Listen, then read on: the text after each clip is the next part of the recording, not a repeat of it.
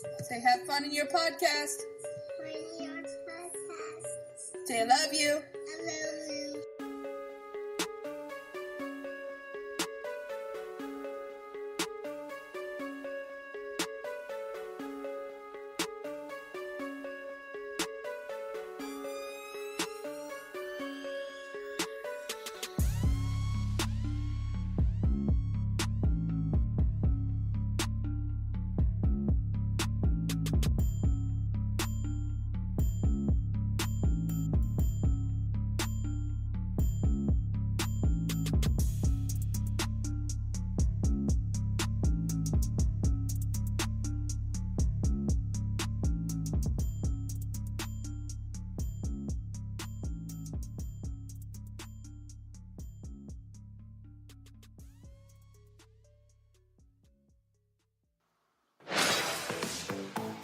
Cola.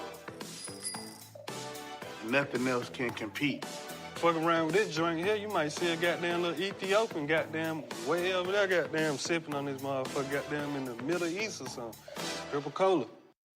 Yo. What's going on, y'all? Nigga Rockin' Podcast. I-70 Connect, KC Stork. Two-man crew tonight. No twin brothers, Power of Doom. Just got my man Joe Jeff in the building. What's going on, pimp? Man, we getting it. We getting it. That's what we doing. We getting it. Yeah, I don't know if anybody out there has listened to or I should listen to. I guess you can listen to Netflix as you drive. But anyone's watched the Netflix series, Trigger Warning with Killer Mike. If you listen to the show earlier on last week, we covered the first 2 episodes. And then what we just played right there was a brief commercial that came from the 3rd episode, which was I forget the exact title. I had it up. White gang privilege, I believe. White gang privilege. Yeah. And then we also get into the religious episode, which is the 4th episode with my man, the highly holy religious figure. Was it Sleepy? Sleepy. Yeah, man. Before we get into all that, man, hey, what's going on, Joe? How you doing, pimp? Man, had an interesting week. As we were saying offline, some job prospects might have popped up for me, so I'm trying to hit the ground running and look and see what's going on there. Like literally hit the ground running. You being the track coach, literally. Yes, indeed. That pun was intended. Not on my part. Not on your part, but I'm gonna run with it though. So it's all good. No doubt. He gonna run with it though. I'm gonna run. Hey, that's another one. Yeah, there it is. Running. But yeah, man. And on my side, man, it's all good. It's still all the same shit. Same job. Still liking it. Still loving it. Everything else is good. Kids ain't driving me crazy, so I can't be too mad about that. Yes, indeed.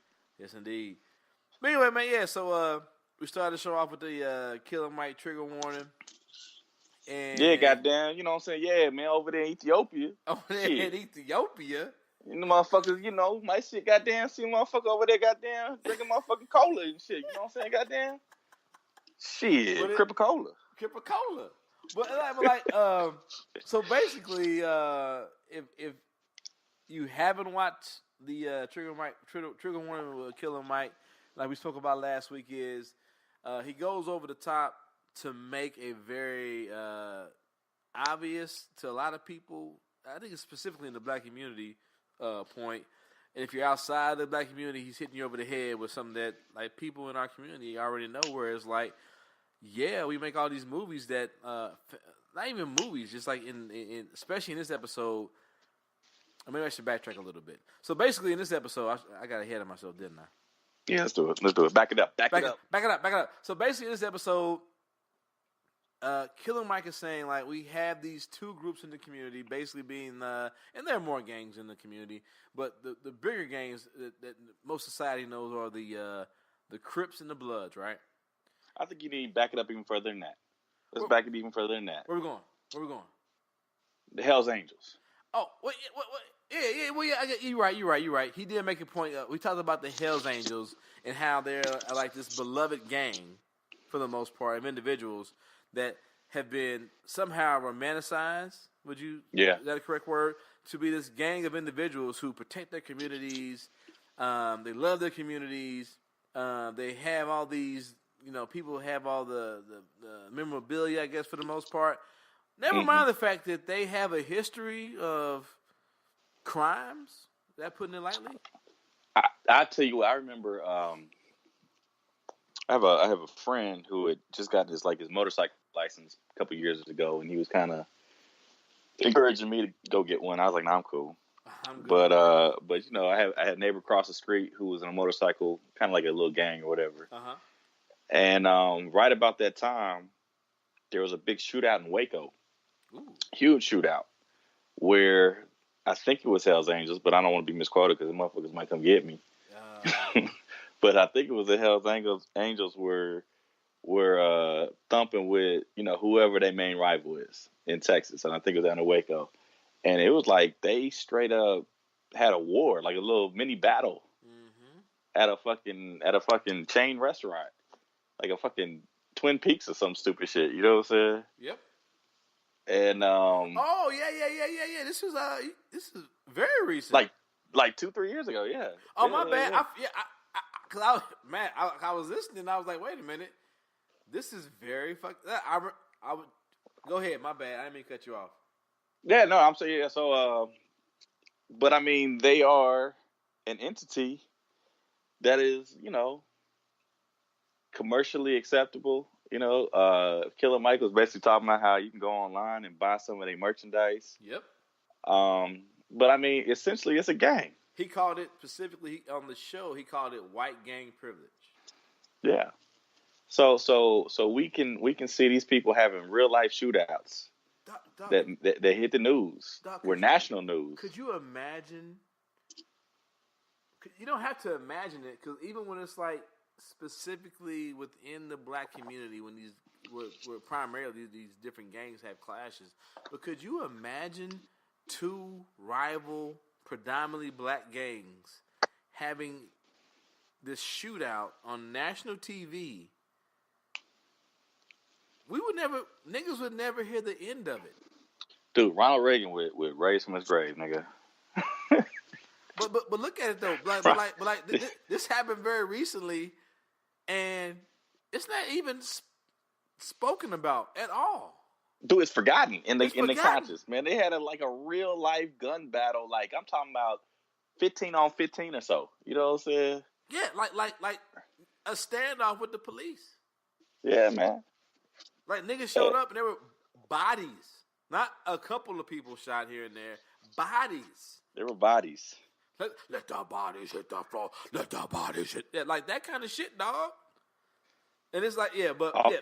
So we don't want to get off topic, because sometimes we do that here on this show. Sometimes that happens. But like Killer Mike uses that like we pointed out, that white gang privilege. He uses that to bring in the most beloved gangs of all gangs in the black community, the Bloods and the Crips, right? Most definitely. I mean, yeah, if we're gonna see commercially viable gangs, amongst certain groups, and they can be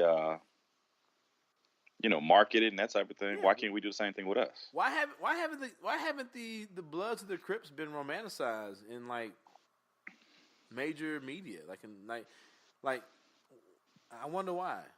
Why do you think, Joe? Could it be? Could it be because they're black? I don't know. Hey, I found the Wikipedia page on that 2015 Waco shootout. You found it? Yep. Yeah. So May 17, 2015, Waco, Texas. Yeah. Hey, I mean, before we get, make sure you put the link in our chat group. That way we can add it to the. Yeah, I see it too. Thank you, sir. So it was May 17, 2015 in Waco, Texas, United States. A shootout erupted at a Twin Peaks restaurant. Man, I'm on the money with that shit, nigga. Twin Peaks. I remember Twin Peaks. I don't remember where it was at, though, but you were on. Yeah, dog. I've always said this in the chat group, though. You be knowing. I be knowing, man. I be knowing. So Twin Peaks restaurant were members of several motorcycle clubs, including the Banditos, the Cossacks and the Allies. So maybe it was not necessarily the one we spoke of, but it was definitely major motorcycle gangs. You know what I'm saying? Gathered for a regularly scheduled meeting about political rights for motorcyclists. And I'm not going to go through every single thing on here, but I would tell you that there were 9 casualties and 18 injuries, and about 177 people were arrested. But even with that, though, is it spoken about? It's like something that's not even spoken about. But and I think that's like I don't want to get too far ahead. We'll get back into that, which was like killing. Like I think that was a big thing that he was talking about, or came up. But in I that episode. found something here that might be relevant though. So it says in 2014, the Texas Department of Public Safety listed the Banditos Motorcycle Club as a Tier 2 threat, the same rating as the Crips and Bloods and the Aryan Brotherhood. So they're a Tier 2 gang, whatever that means. Tier 2. Yeah. So like in tier, so is Tier 1 the highest level, or like how's that work? I would imagine so. I don't know who would make Tier 1 if it ain't those that they just mentioned. I don't know who would just niggas? Qualify for that unless you're talking about maybe fucking Nation of Islam. What know, if Tier 1 is just niggas? Niggas in the fucking Black Panthers, nigga. You know what I'm saying? No, like literally, it just say niggas. Niggas. That's it. Niggas in general, Tier 1. Tier 1. Everybody else. Blood and Crip niggas, Tier 2. Like Tier 2 is like Latino, whitish looking motherfuckers that ride bikes. We don't know. We're trying to figure it out still, dog. Like Tier 1 got to be like you said, Nation of Islam, maybe some Muslims, and then just niggas. Yeah, they got to be it. Like, anyway, yeah, like we said, Tier 2, Tier 1. But anyway, yeah. So Killer Mike kind of goes into some of that on the episode, but then we like get introduced to like we have these. Well, basically, it starts off with the Crips, right? So he gets into like the whole thing of like us Crips, we're entrepreneurs. We have these black men. Why can't we make these black men into entrepreneurs for the most part, right? Yeah. And henceforth, but then he also talks about like Coca-Cola, having a soda, and all this shit like that. So no need to really get into that. So like we have these black men, and they have money. They have a means and a place to make this thing that he wants to turn into Crip Cola. So instead of a Coca-Cola, we have Crip Cola. Mm-hmm. Stands to reason. It stands to reason, and I like it. Like it wasn't like on like I guess you could say it was on some bullshit, but like to me it wasn't on no bullshit. We cook it up, we make a batch. I'm sure they went into and studied how to break it down and make a soda and all the formula and the shit that goes into that.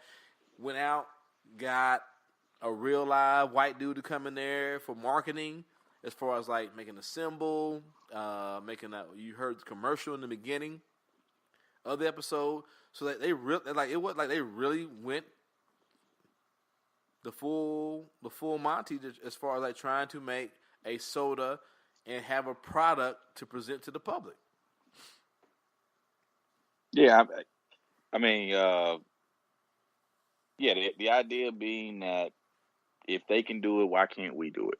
Exactly. You know? And they being like other gangs, right? So we're not just talking about like the Hells Angels. We're talking about like and it comes up in the show, especially like so like we kind of get into it like this the third episode where like they went in like all products they have like this this study group that comes in, this taste group that comes in, and they say okay, where this is what we're trying to push.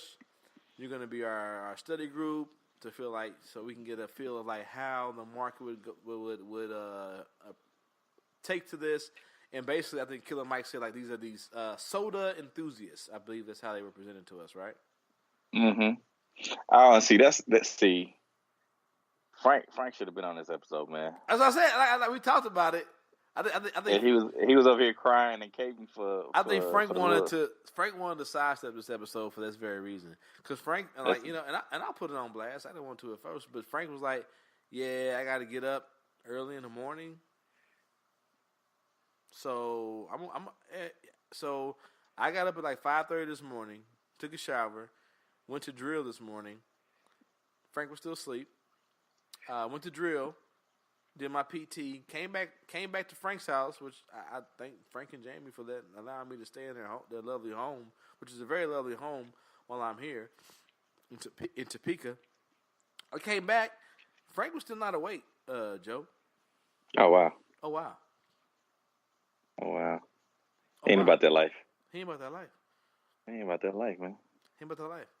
I came back, had a reasonable breakfast, drank some water, came back downstairs, changed into had a quick shower, changed into my military uniform. At that point in time, Frank had just woken up, Joe. Well, he needs beauty rest, man. But he's still so ugly. He's a delicate flower. Delicate flower. Frank, don't cut none of this out, nigga. I want all this to be on the show. So anyway, I wanted to be on there. So they had this group of soda enthusiasts, which I guess niggas don't like soda. Because there was not a nigga present on the panel. Hey Joe, have you ever had soda? I'm drinking some right now with Coke. Are you drinking soda right now? With a little hen. So. Because I know the one thing that niggas do like is either Pepsi or Coke with Hennessy. Yes. I've always referred to it as one Chris Bridges referred to it. That's the remedy, Hennessy, Coke. Hennessy and Coke. What's the remedy, Hennessy, Coke? So, but that's one of those, like I don't know if did we talk about it on the previous episode where the Killer Mike had as far as the kids and the pornographic learning shit, right? Mm-hmm. So in the previous episode, he talked about all the black-owned shit and everybody gotta be this and that. But then you follow up with the next episode, we talk to the children, and the guy you have to come in to talk about is a white guy. What you mean? That led the focus group? Well, when he had not the focus group, so the second episode was about like learning a trade, right? Yeah. So there are black carpenters, right? That is interesting. That is indeed interesting. He could have had a black carpenter come in and a black tradesman come in and be on the show. Me and actually ADA brought it to my attention. I was like, God damn it, you're right. Yeah. And so here you have it on,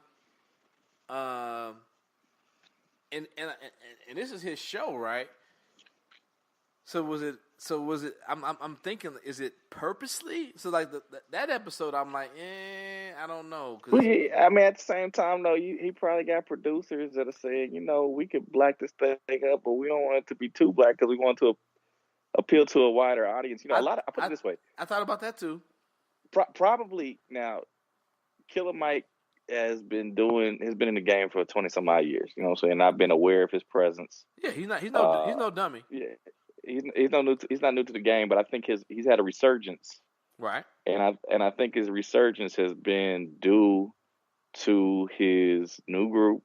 When I say new group, they've had 3 albums. You know what I'm saying? Run the Jewels, and Run the Jewels, his co-pilot, has also been in the game for 20 plus years. Right. But they have kind of together become bigger than they were individually, and that's with LP. And so I think a lot of the people who, former producer, I'm thinking, okay, well, a lot of what makes him hot is his partnership with the white dude. You know what I'm saying?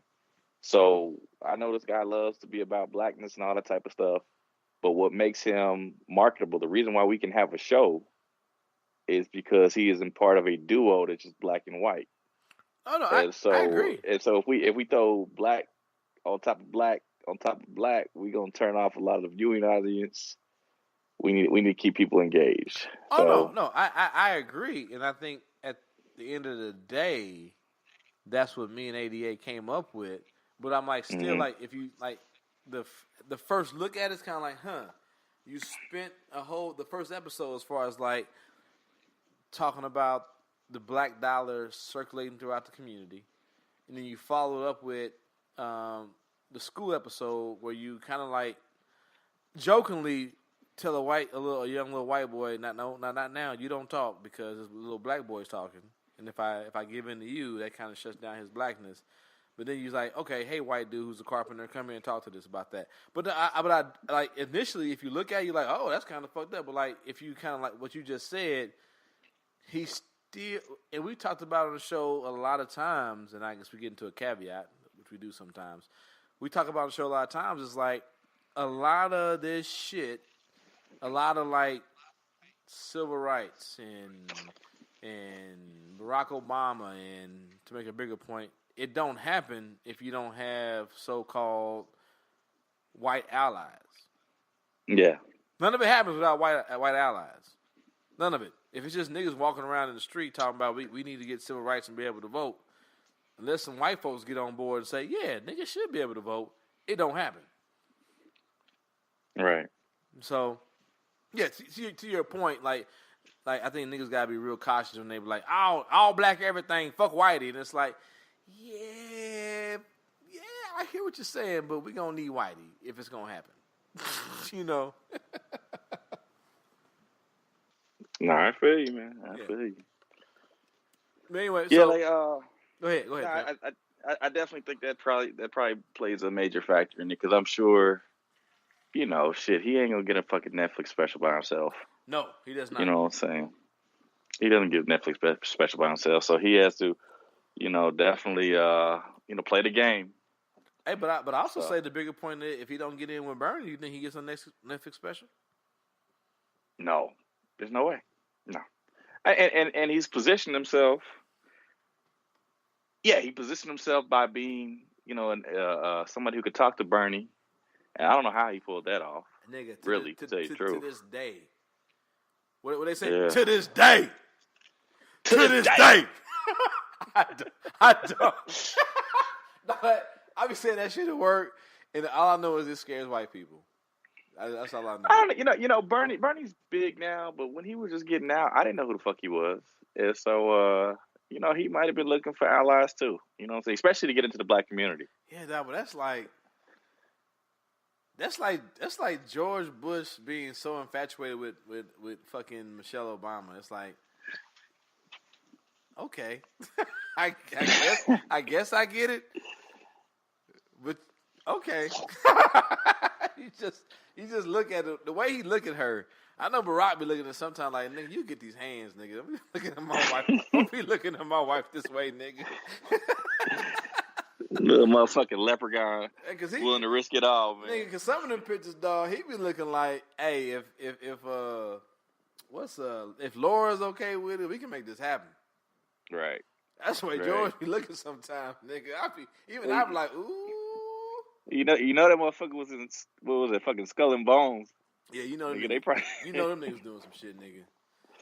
Fucking secret organizations and shit. Niggas, so nigga. If Kavanaugh was doing that shit in high school, you know the Skull and Bones doing some real rowdy shit back in the, what is that Harvard? Where the fuck that nigga was at doing them days? Yeah, I don't think it was Yale, maybe. It's not Preston. Yeah. One in three. Yeah. One in three. One of my crazy ass Ivy League schools where they do a lot of suspect shit, but nobody talk about it because it's Ivy League. Yep. Yeah. Anyway. Yep. Anyway, but yeah, so back to the I love it. Back to the trigger warning shit. So we so the soda enthusiasts that are going to review, but then again, if you think about it, it is a black. Are there any white Crips or Bloods? I never met one. That's a good question. I feel like I have. I feel like I probably. You know what? If there are white men and women who are in the Divine Nine, there have to be some white Crips or Bloods. I don't know, man. I don't know if that's the same thing. You talking about an organization that's based upon college entry versus one that is street level. I don't know if Bro, I'm not trying to equate the two. I'm saying if there are white members of black fraternities and sororities, There definitely are. there have to be white gang members in these Crips or Bloods. There has to be. There has to be. There probably is. Come on, man. I mean, no. I'm not trying to equate the two. I'm not disrespecting your frat or any of the frats out there. No, I mean, and that's the equation when they were out there trying to get a small business loan. The question was brought up. So you guys, as they're going to the credit union, and they're trying to go make their case to say. I did skip forward though. My bad. So did the loan come first or did the focus group come first? My bad. I think the loan came first. You're right. Yeah, because they had to make the product before they had a focus group. So I apologize to everybody. I skipped forward. Thanks, Joe. So basically, in order to make this happen, I'm gonna back it up even further. They were brainstorming on what they could do, and so the idea of Coca-Cola was brought about by Killer Mike for the same reason that that the gang situation was brought up with the Hells Angels. He looked at Coca-Cola as being one of the biggest killers of black men and women on this earth, way bigger than the Crips and Bloods because of people's, affiliation with diabetes. You know what I'm saying? So he says that Coca-Cola has gotten, a pass. You can go tour the Coca-Cola factory, buy Coca-Cola paraphernalia, and you'll be straight because Coca-Cola is well thought of. We think of bad people in this country with some affinity. We'll watch, Goodfellas. We'll watch, Scarface, The Godfather, and we'll celebrate these people. The Sopranos, you know what I'm saying? Coca-Cola is in that same vein of a company that kills people because of the product it puts out there, but also, quiet as it's kept, was made by a Confederate. It originally contained cocaine. And so the idea is they didn't want to they didn't have to clean up their image. They just went ahead and went forward. You know what I'm saying?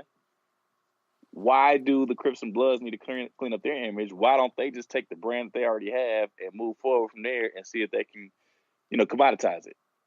And so they decided to go out, try to get a small business loan from a black bank. Hold on, dog. And so, before you go forward, though, because of course we are indeed an audio show, and us playing that skit, or not even skit, us playing that little 1 minute interaction at this black bank doesn't any justice. I need people to go watch this show and look at these specific examples, like myself and Joe are pointing out, to see this black man's face when he was looking at these gang members who are asking for a loan to make a very legit product. You need to see the faces of these people when we're talking about these things. So, yeah, but I mean interrupt you. I want to put that in there. And that brings us back to the point was he was asking some very pointed questions. Yeah. In order to get some, some background, some history to know whether or not this will be a sound investment by the bank. And he started asking, so you guys been, what kind of business experience do you have? You guys been in sales? Yeah, we've been in sales. I mean, what you selling? Crack cocaine, nigga. You can't get no loan say crack cocaine. You gotta sugarcoat that shit. But never mind though that Killer Mike is there, who has the collateral to ask for a loan. Nigga, Killer Mike can give them what they need off top. He can reach in his pocket to do what he do. He could have. Yeah, he trying to take it through the whole process. You know what I'm saying? Because he wants us to see it though, too. Though, yeah, I appreciate it. Yeah, no doubt. Yeah, so we definitely need to see that. You know what I'm saying? So basically, asking what kind of experience they say. We've been in neighborhoods selling particular goods that are of intrinsic value to particular goods, nigga. Niggas got money, we got crack. They had some. So, what kind of organization is this? And this is what I'm talking about. They said, well, it's like a fraternity. It's a fraternal order. So it's like a fraternity. It's not quite a fraternity. It's like a fraternity. And so Because people, You know. it's funny because people ask me all the time, they're like, "Oh, why did you never join a frat?" I did join a frat. I joined the world's largest frat, the United States military. We go out and kill people daily, and everyone kind of frowns. Hey, man, real talk, man. You know, shit. Being a member of a frat, you know what I'm saying? There were times where shit looked like it was about to pop off, strictly based on what color you wearing. You know what I'm saying? So, yeah. I mean, we got dudes who are a little bit more educated, but at times that shit could be a very similar dynamic. You know what I'm saying? Talking about especially like college. Like. I remember we got into it with I was in Missouri. We got into the Kappas in one of their sets. Just really, like people don't think of a football team as a fraternity, but it is very much a brotherhood. Like, I may not fuck with you, but if I see you fighting another nigga, and I know you're on the football team, I'm going to come and help you. Yeah. And that's really what happened. Like, we was at some function with some Kappas. And them niggas, niggas come around twirling they sticks and shit. And there was a nigga said, these niggas got one more time to come around here with these sticks and bump me. It's going to be on. And they did it. And niggas was fighting. Yep. I feel like I remember that shit too, man. Yeah. And like 2 days later, Larry Smith was like, y'all can't go to no more of these niggas. He didn't say niggas, of course. But basically that's what he wanted to say. Y'all can't go to no more of these niggas' parties. Yep. Yep. Yeah. But I mean, it was a brotherhood. Like, I didn't know them niggas, but I just knew, like, oh, my niggas is fighting. And of course, I'm a football player. I'm angry all the time anyway. At that age, why not? Yeah, why not y'all fight? stay roided up. We stay roided up, dog. We are paid to be there to run into people at full speed. Why not fight a nigga that weighs 180 pounds? Damn real. Why not? I remember y'all stayed on that creatine, nigga. Hey, dog. Hey, and that's when that shit first dropped too. Like, what's in this? I don't know. Just make sure you drink a lot of water after you take it. Right. niggas wasn't getting that freshman 15. They was getting that freshman 45, nigga. Hey, nigga. All I know is when I came to Missouri, I was bench pressing maybe like 230, 240.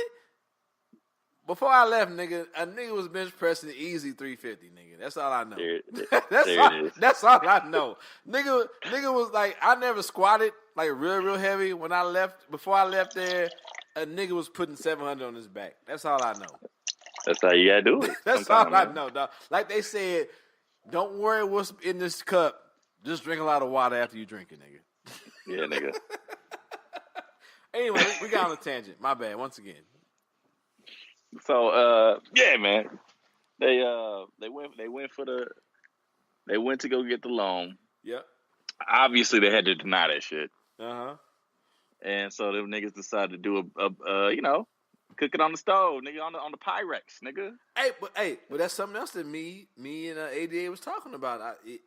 One day we should have to come on the show and talk for herself.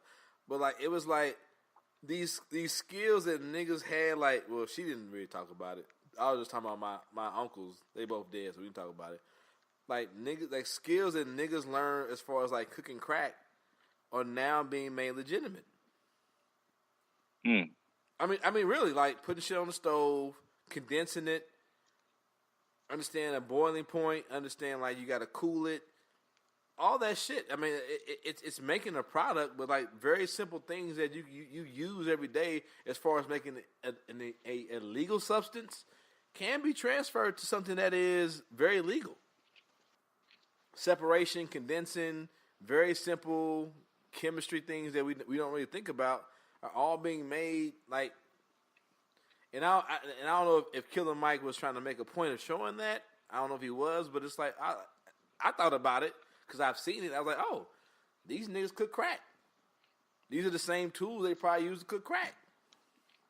Well, I put it this way. I don't know about the scientific experiment in terms of that. And yeah, definitely. I mean, you know, these. Yeah, I'm not saying these niggas these dope boys. So you know, yeah, I think there's probably some sort of nod to that. You know what I'm saying? But I tell you, Nas, Jay-Z, Outkast. You know what I'm saying? They always talk about somehow the crack game remind me of the rap game. You know what I'm saying? I think there's definitely some things in terms of understanding marketing. Well, Jay-Z's built an empire. Nas has built an empire outside of rap. You know what I'm saying? Nas is making $1 billion off of venture capital. Yes. You know what I'm saying? But he's also he was also like a big time investor like recently in that Pluto TV. I think Viacom about to buy them out. Mm-hmm. I got the Ring doorbell a few months ago. You know what I'm saying that he had invested in. We already know about the Clipper joints. Bevel. Yeah, Bevel. You know what I'm saying? So I mean, he's I'm saying he probably got his early understanding of business by watching how brothers move out there in the game. Bro, I said there are a lot of dope boys that could have had an NBA if only they had the means to make it to college. Yeah. And like we all know niggas, like especially being Kansas City, it's so small. Like it's a big small city, and you've been here, and niggas that know Kansas City know what I'm saying. Where it's a big small city, we all know niggas that's about that life. We all know niggas that's in the game that's like very business savvy, understand money, understand how it moves, understand how to circulate it. The only thing to separate them from being like fucking Merrill Lynch is I ain't got no degree, nigga. Mm-hmm. We all know. We all know. Not just a nigga like that. We all know a few niggas like that. And that's really what I think Killer Mike is trying to do in this episode is say we are a country that celebrates bad guys. Yep. We will give them opportunities to go legitimate if they're white. If they're white. You know, if they're the Italian mafia, if they are, the Russian mafia, you know what I'm saying, whoever, if they're a biker gang, you know what I'm saying, they have an opportunity to go legitimate. Yeah. Why is it that we can't allow this group who has definitely got name recognition, why can't we get them the same opportunity and make Cripicola? So, or if they're a white guy, we just give them a golden parachute and give them a buyout and say, it's okay. It's okay you broke your company and sold all your employees 401ks. So you can collapse the fucking economy and lost niggas' life savings and shit. But that's a whole different topic. That's a whole different topic. You see that fucking video I sent with Batman in the chat group? I didn't have time. I ain't gonna lie. I didn't have time because what happens is a lot of times you niggas send a lot of shit during the day. You know what I'm saying? So it's like, okay, I'm working, and then by the time I'm like, okay, I wanted to watch that. It's like so much other shit has passed. I forget to go back and watch it. So I ain't gonna lie. Shit, so nigga, pull it up. Hold on. Pull it up. Fuck it. It's Batman. Oh, but when I read it, I was like, yeah, of course. That nigga's the 1%. Nigga. Nigga. It's like the 99%. The 99% are basically having, a rally. Fucking, what's that fucking shit that came out a few years ago? Hold on, dog. It was Occupy Wall Street. They was like having like an Occupy meeting. You know what I'm saying? And they was like, and Batman's here to fucking back us up. And Batman was like, hold up. No, dog. He hit that. He hit that. The bat signal. Can you run it on the show like you did with the other thing? Yeah, hold on, dog. See if you can run it on the show. I won't. But I will sacrifice for the greater good of the country. For the good. Hold on, dog. Nigga fucking Bruce Wayne, man. I ain't. Hold on. I ain't down with the 99. Real live podcasting. Yes, indeed. You hear that? Nah, I don't hear it yet. Oh shit! Why is that? That's weird. Let's see if we can get this shit to work. Ew! I don't. Country. Now here. My bad. I just turned. Nigga, why did I turn 70 years old all of a sudden? Like I didn't see this big ass mute signal on the side of the screen. Nigga, just I turned it to my daddy all of a sudden. The top 1% are fueled by corporate greed. We are the 99%. Yeah. And Batman's here to support us. What? No, That nigga Has anybody said, seen a bat cycle parked around here? Tell them, Batman. Tell them how millionaires are destroying our country. That's how white men be. Oh, wait a minute. The bat signal. My money to you? I should go. It's daytime. Don't you care about the people? Corporations are screwing us over. Yeah, but think about what life would be like without them. Come on. We need Apple and Wayne Enterprises and Google and Wayne Enterprises. They should pay the same What about tax Wayne rates Enterprises, as the rest of us. Millionaires are entitled to their money. They worked hard for it. Or they inherited it from their dead rich parents. Oh, give me a break. I bring crooks to justice. Why don't you bring the real crooks to justice? There's already a superhero for that. He's called the Invisible Hand of the free market. Will he protect us from the housing crisis? You shouldn't have purchased homes.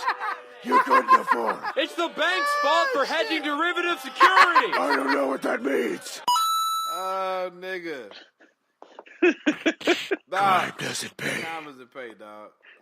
And then he punches a nigga in the face.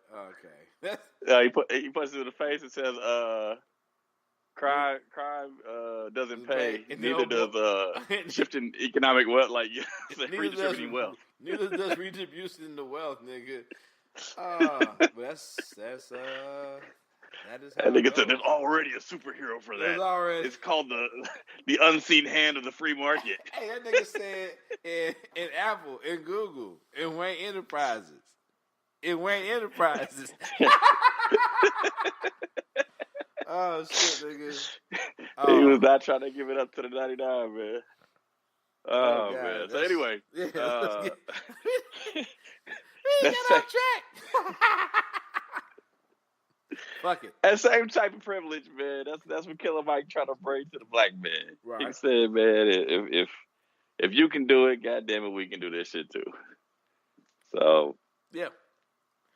And that, yeah, like I said, if you haven't seen the show, if you fuck with us, you need to go watch the show because it makes sense. Because really, you need to it's like, because I think a lot of people say, well, yeah, we already know this, but you need to see, like, even he's at this so-called quote-unquote black bank with a black loan officer, how he's looking at these men like, I'm not about to give you niggas none of our money.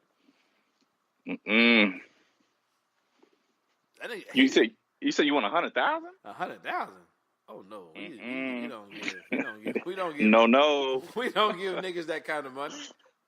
I mean, we got 100,000. You niggas can't have 100,000. We got. It said. So how you been tracking your sales? Yeah. About that. I go in neighborhoods that's not so nice and I got to do a better job. and I get it though, but it's kind of like it's kind of like the whole like school setup though too, where like within our community we're not really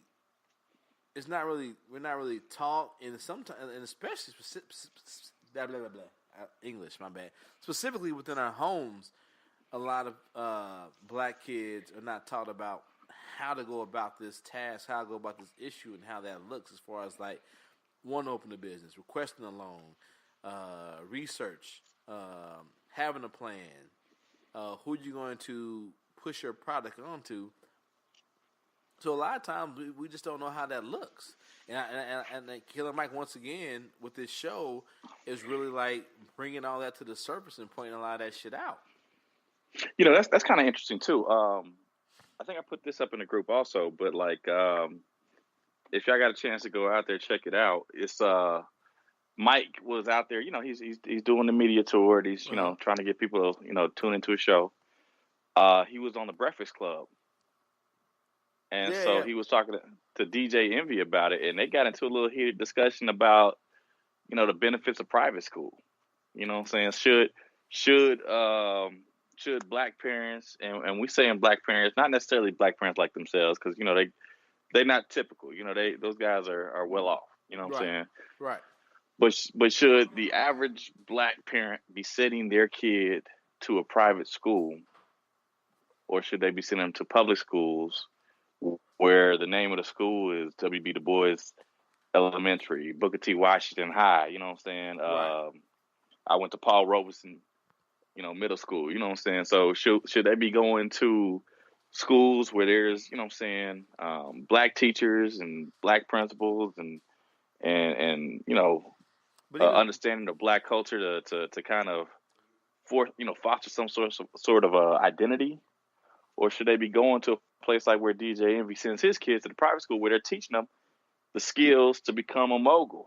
You know what I'm saying? Teaching them how to survive in the business world. You know what I'm saying? So if you get a chance, man, that was a really interesting interview too, between Killer Mike and DJ Envy on the Breakfast Club. Well, I saw some of it, and I pulled it back up. I'm trying to go to, and I meant to break it down to get to the exact point where they were debating. But like even for myself though, like I didn't go to a private school per se, but like even like going from, I went to Ruskin High School, which is in Kansas City, Missouri, which is in the South Kansas City.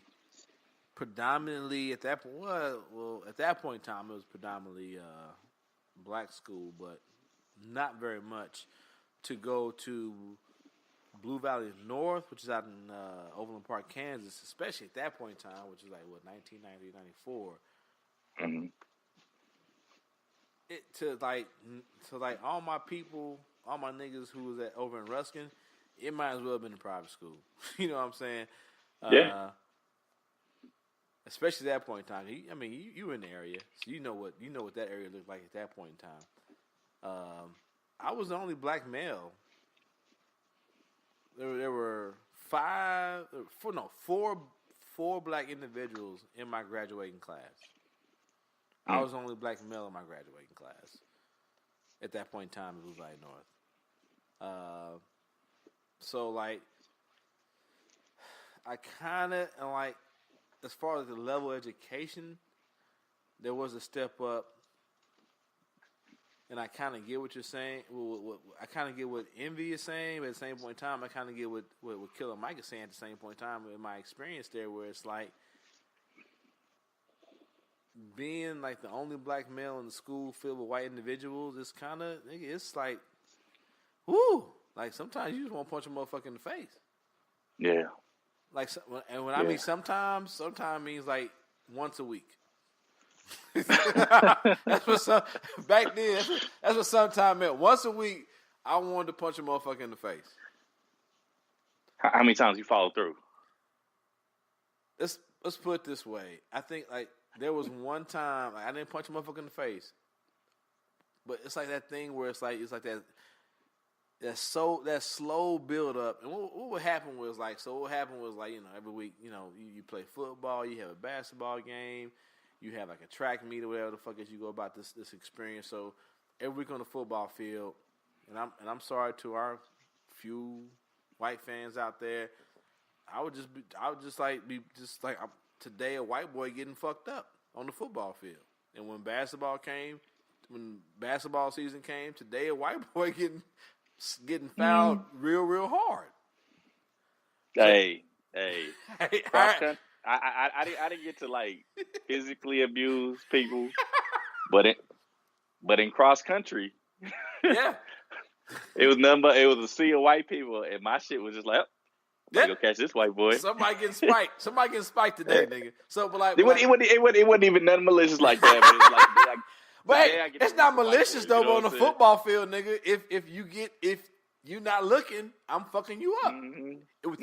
Within the whistle, it's all legal. But at the school one time, so I was like,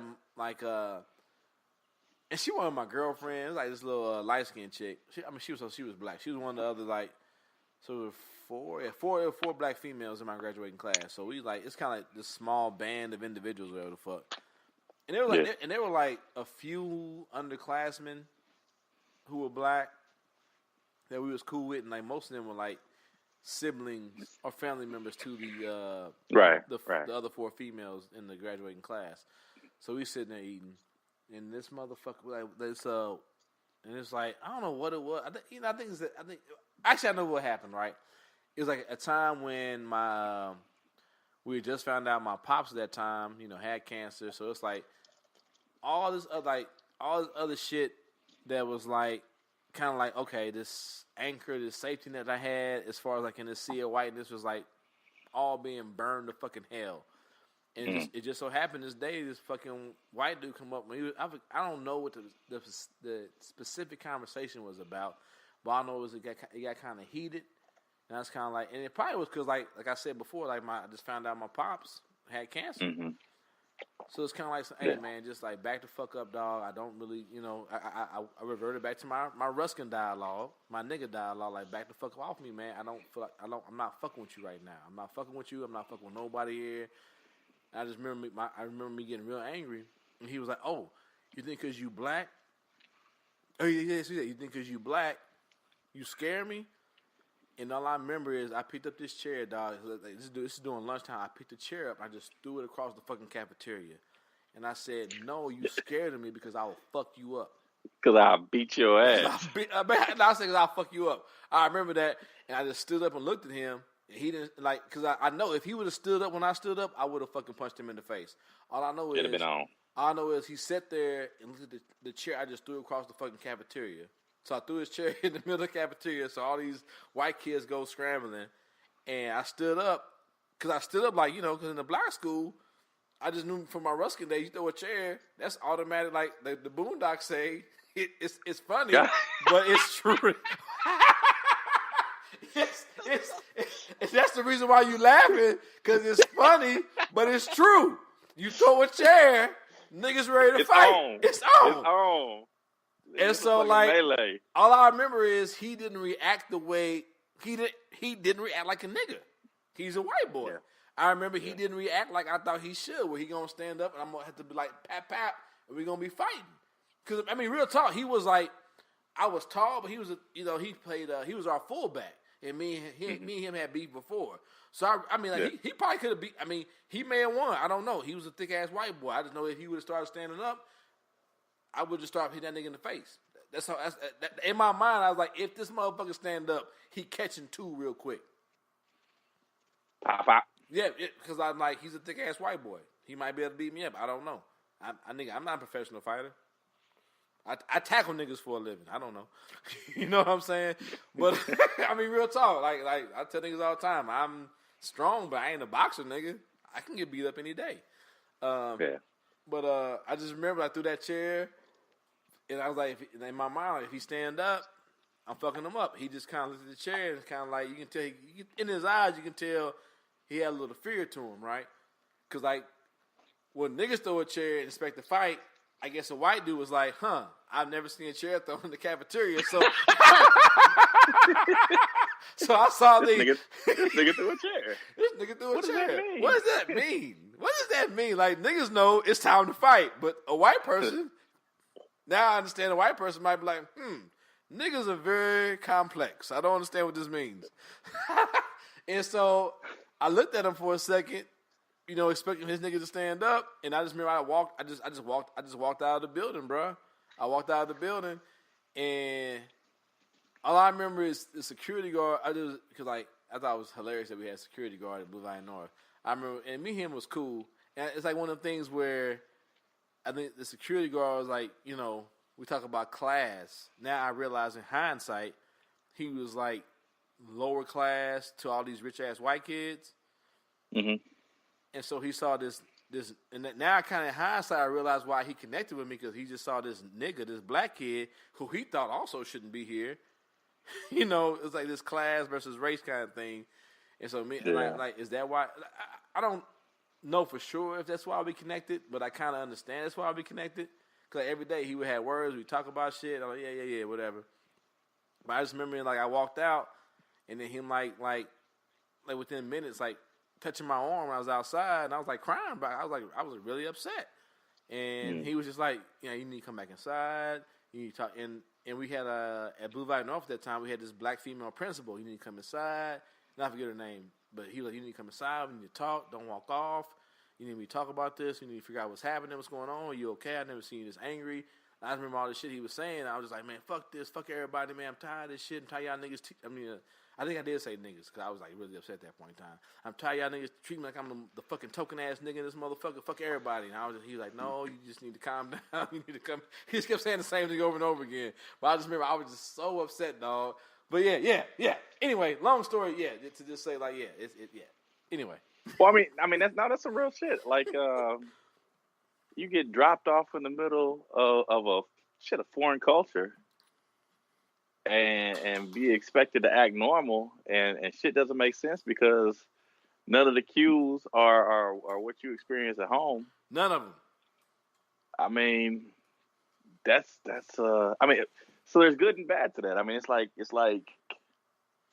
the good is you can be able to experience, another culture and be able to see what the dominant culture considers to be right behavior, and hopefully adapt to that, assimilate, and maybe be able to move forward from there. But on the negative side, you walking through places not understanding and being misunderstood, and ostracized and belittled, and that could be a crippling experience too, man. So I think that was definitely the crux of what Envy and Mike were talking about, and I think what Mike is talking about in the series is along that same lines of, trying to get people who've been on the outside to get on the inside. You know what I'm saying? Yeah. And so, I mean, I think that's a definitely a relevant story. So, yeah, but back to it. Go ahead. Before we move on, though, but back to the bigger point, though, I think it's like, I think my bigger point was like, now that you reminded me, like, I've been drinking too. My bad, y'all. But the bigger point is like, there's going to be. Not even a little bit. There's going to be a lot of uncomfortableness as we move. Like, you look at our own parents as far as like civil rights era and all this other stuff like that came before us and that we read about. It has somehow we've allowed to get watered down. But in this new era of Trump and all this other bullshit that's coming up, it's kind of like coming back up for a lot of people. It's like there's going to be a lot of uncomfortable shit. Of course, if I'm the only black male at this high school, it's gonna be some uncomfortable shit that happens. So I think what you pointed out is like there's two sides to this argument, two sides of the same coin, but both sides need to realize that whether it's public school or whether it's like private school, and the integration of both or the mixing of both, there's going to be a lot of uncomfortable dialogues and situations like the one I had. But at the same point in time, don't get it twisted. I had a lot of like great experiences due to the fact that I was the only black person that was could be somewhat intelligent at times and articulate, I guess, as white folks love to say. I got to go to the state capitol and talk to the fucking governor of Kansas. I got to go to all these like I was like part of like some because the principal, like I said, she was a black female, was like, hey, you're pretty smart. You need to go. I want to make you a part of this fucking Rotary Club where we link you up with a business partner in the community, and you go to all these business meetings and blah blah blah. Even though I was like, I don't want to have a business degree. This has to you got to be the token. Pretty much right? But I'm saying you got to be affirmative action in action. Huh? And like I said, once again, the good and the bad, right? I got a lot of experiences that I probably would never have gotten at Ruskin, but I also got a lot of experiences that I wouldn't have got at Ruskin that were also pretty negative. You know what I'm saying? So, well, let me tell you a little bit about my experience then. Yes, sir. So I went to public schools all along. Yep. And I feel like I was probably afforded some opportunities at public schools that other people weren't afforded. I think I was definitely placed in classes that challenged me a little bit more often than the general public. You know what I'm saying? But not everybody gets to do that. You know what I'm saying? Mm-hmm. But even so, I don't think my test scores were cool. I basically took the ACT one time, got my score, felt like I was in college, and didn't worry about taking it again. I wish I had taken it several more times. But if I'd have got about 3 points more, I probably could have went to Mizzou for free. You know what I'm saying? But didn't know that. Hindsight's 20/20. But sorry, but once again, like you said, no one told me that. It's like so much shit that we as like black, like people, like white folks scream affirmative action, but it's like niggas don't be knowing about this shit till after the fact. Yeah, yeah. But my bad. Go ahead, Pam. I didn't mean to stop No, I mean that's real talk, man. Yeah, I mean, may have been failed in that situation. You know what I'm saying? Had I been somebody who had told me, yo, you need to take this again because this is where you at, but you get to hear, you know, you might be in a better situation. Yeah. So I took the test one time, got my score, felt like I was cool. It was good compared to my classmates, but in the general world, it wasn't that great a score. You know what I'm saying? When I got down to college, there were certain things that I did not. So I'm coming from a historically black college. I mean, a high school. Yep. I put it this way: it was a historically white school, but until integration, white flight took place and black people took over. So it had been black for at least 20, 30 years. You know what I'm saying? And so I went to a black school. It's still a black school, and so we had a curriculum that definitely spoke to, you know, understanding the efficacy of the struggle of during the civil rights. You know what I'm saying? My teachers would always talk about it because they were, you know what I'm saying, around during the civil rights era, and they made me passionate about it, which is part of what made me a historian. You know what I'm saying? And so, you know, we would watch Eyes on the Prize in class. You know what I'm saying? We would visit my 8th grade trip. We drove from Kansas City down to Atlanta to go see Dr. King's grave. You know what I'm saying?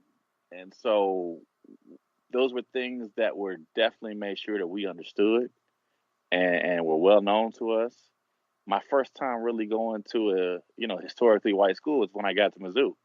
And, you know, when we got there, there's enough population within Mizzou. Like I like to tell people, you know, people who go to HBCs, I say Mizzou probably had as many black people as most HBCs. It's just, it was within a sea of white people around it. You know what I'm saying? So, yep. So you would go to a class and, you know, there'd be maybe 1 or 3 other black faces in there, but there'd be, you know, 200, 300, 400, 500 white people in the same classroom with you. You know what I'm saying? Yep. And so basically I started to go down the path of taking black studies as a minor. So when I got the opportunity, if there was a black studies course, I would take it. You know what I'm saying? So I was in a course with this girl I was trying to get at. And so and I wasn't trying, you know, I took the course and then met her in the class, you know what I'm saying? But we were sitting in the class one day for lecture, and you know, it's an African American studies course. So they're going through several things. I take notes, and then when they got to Martin Luther King Day, right? I was tired for whatever reason, and I dozed off in class. And she's like, "Yo, wake up! Like, you need to hear it." So to back that up, she was from rural Missouri. She was from Mexico, Missouri. Ooh. Yeah, you know what I'm saying. She got a famous brother, but I ain't gonna talk about that. You know what I'm saying. I bet y'all know his name. Yeah. So anyway, those of you know who anybody from Mexico, Missouri. Hey, do the Keebler L's make them? Man, you lost me on that. Cookies, that is. Ah. Yeah. I played ball with that nigga though. That's the only reason why I know. Yeah. He was like before that nigga blew up. I played ball with that nigga AAU. Right. Anyway, so we get off of that. We move on. So anyway, so with that being said, she being from, you know, mid Missouri, probably didn't get these opportunities. You know what I'm saying? I've encountered a lot of people who you know, basically went to white schools, and when they got to college and got into these kind of classes, really, you know, were like, dude, this is like life. This is water for me because I really didn't get this in school. You know what I'm saying? And so they delved deep into that in college. And I'm not saying that I didn't, because like I said, I did get a minors in Black Studies. But when we got to Martin Luther King Day, I've been hearing that forever. Yep. You know what I'm saying? So I was tired. I took a nap in class, and she over here nudging me, like, like, yo, how you gonna sleep with Dr. King lecture? You know what I'm saying? I was like, Man, I've been hearing about that shit forever. So she started quizzing me. She was like, nigga, that's another like, especially with my pops back in the day. I think that's just Sunday in my house, nigga. What are you talking about? right. No doubt. Like I was telling you, with my daughter on Dr. King Day, I was trying to make sure that she got her education. I mean, I know she goes to a school that's relatively mixed, but it's got a French focus. So the black people in the school are French black, like African. You know what I'm saying? And they don't know necessarily the African American experience. So as a teacher, especially a social studies teacher, I want to make sure that she gets also the African American experience. So if I got to do it, I got to do it. You know what I'm saying? You gotta do it. And so yeah, a lot of people don't get that. But I was sitting up in college, and he wasn't telling me nothing new about that particular situation. You know, there were several other lectures that I got that were, you know, saying very enlightening. But that one, I felt cool taking a nap. Yeah, you know what I mean. So I mean, No, I feel you, dog. Cause like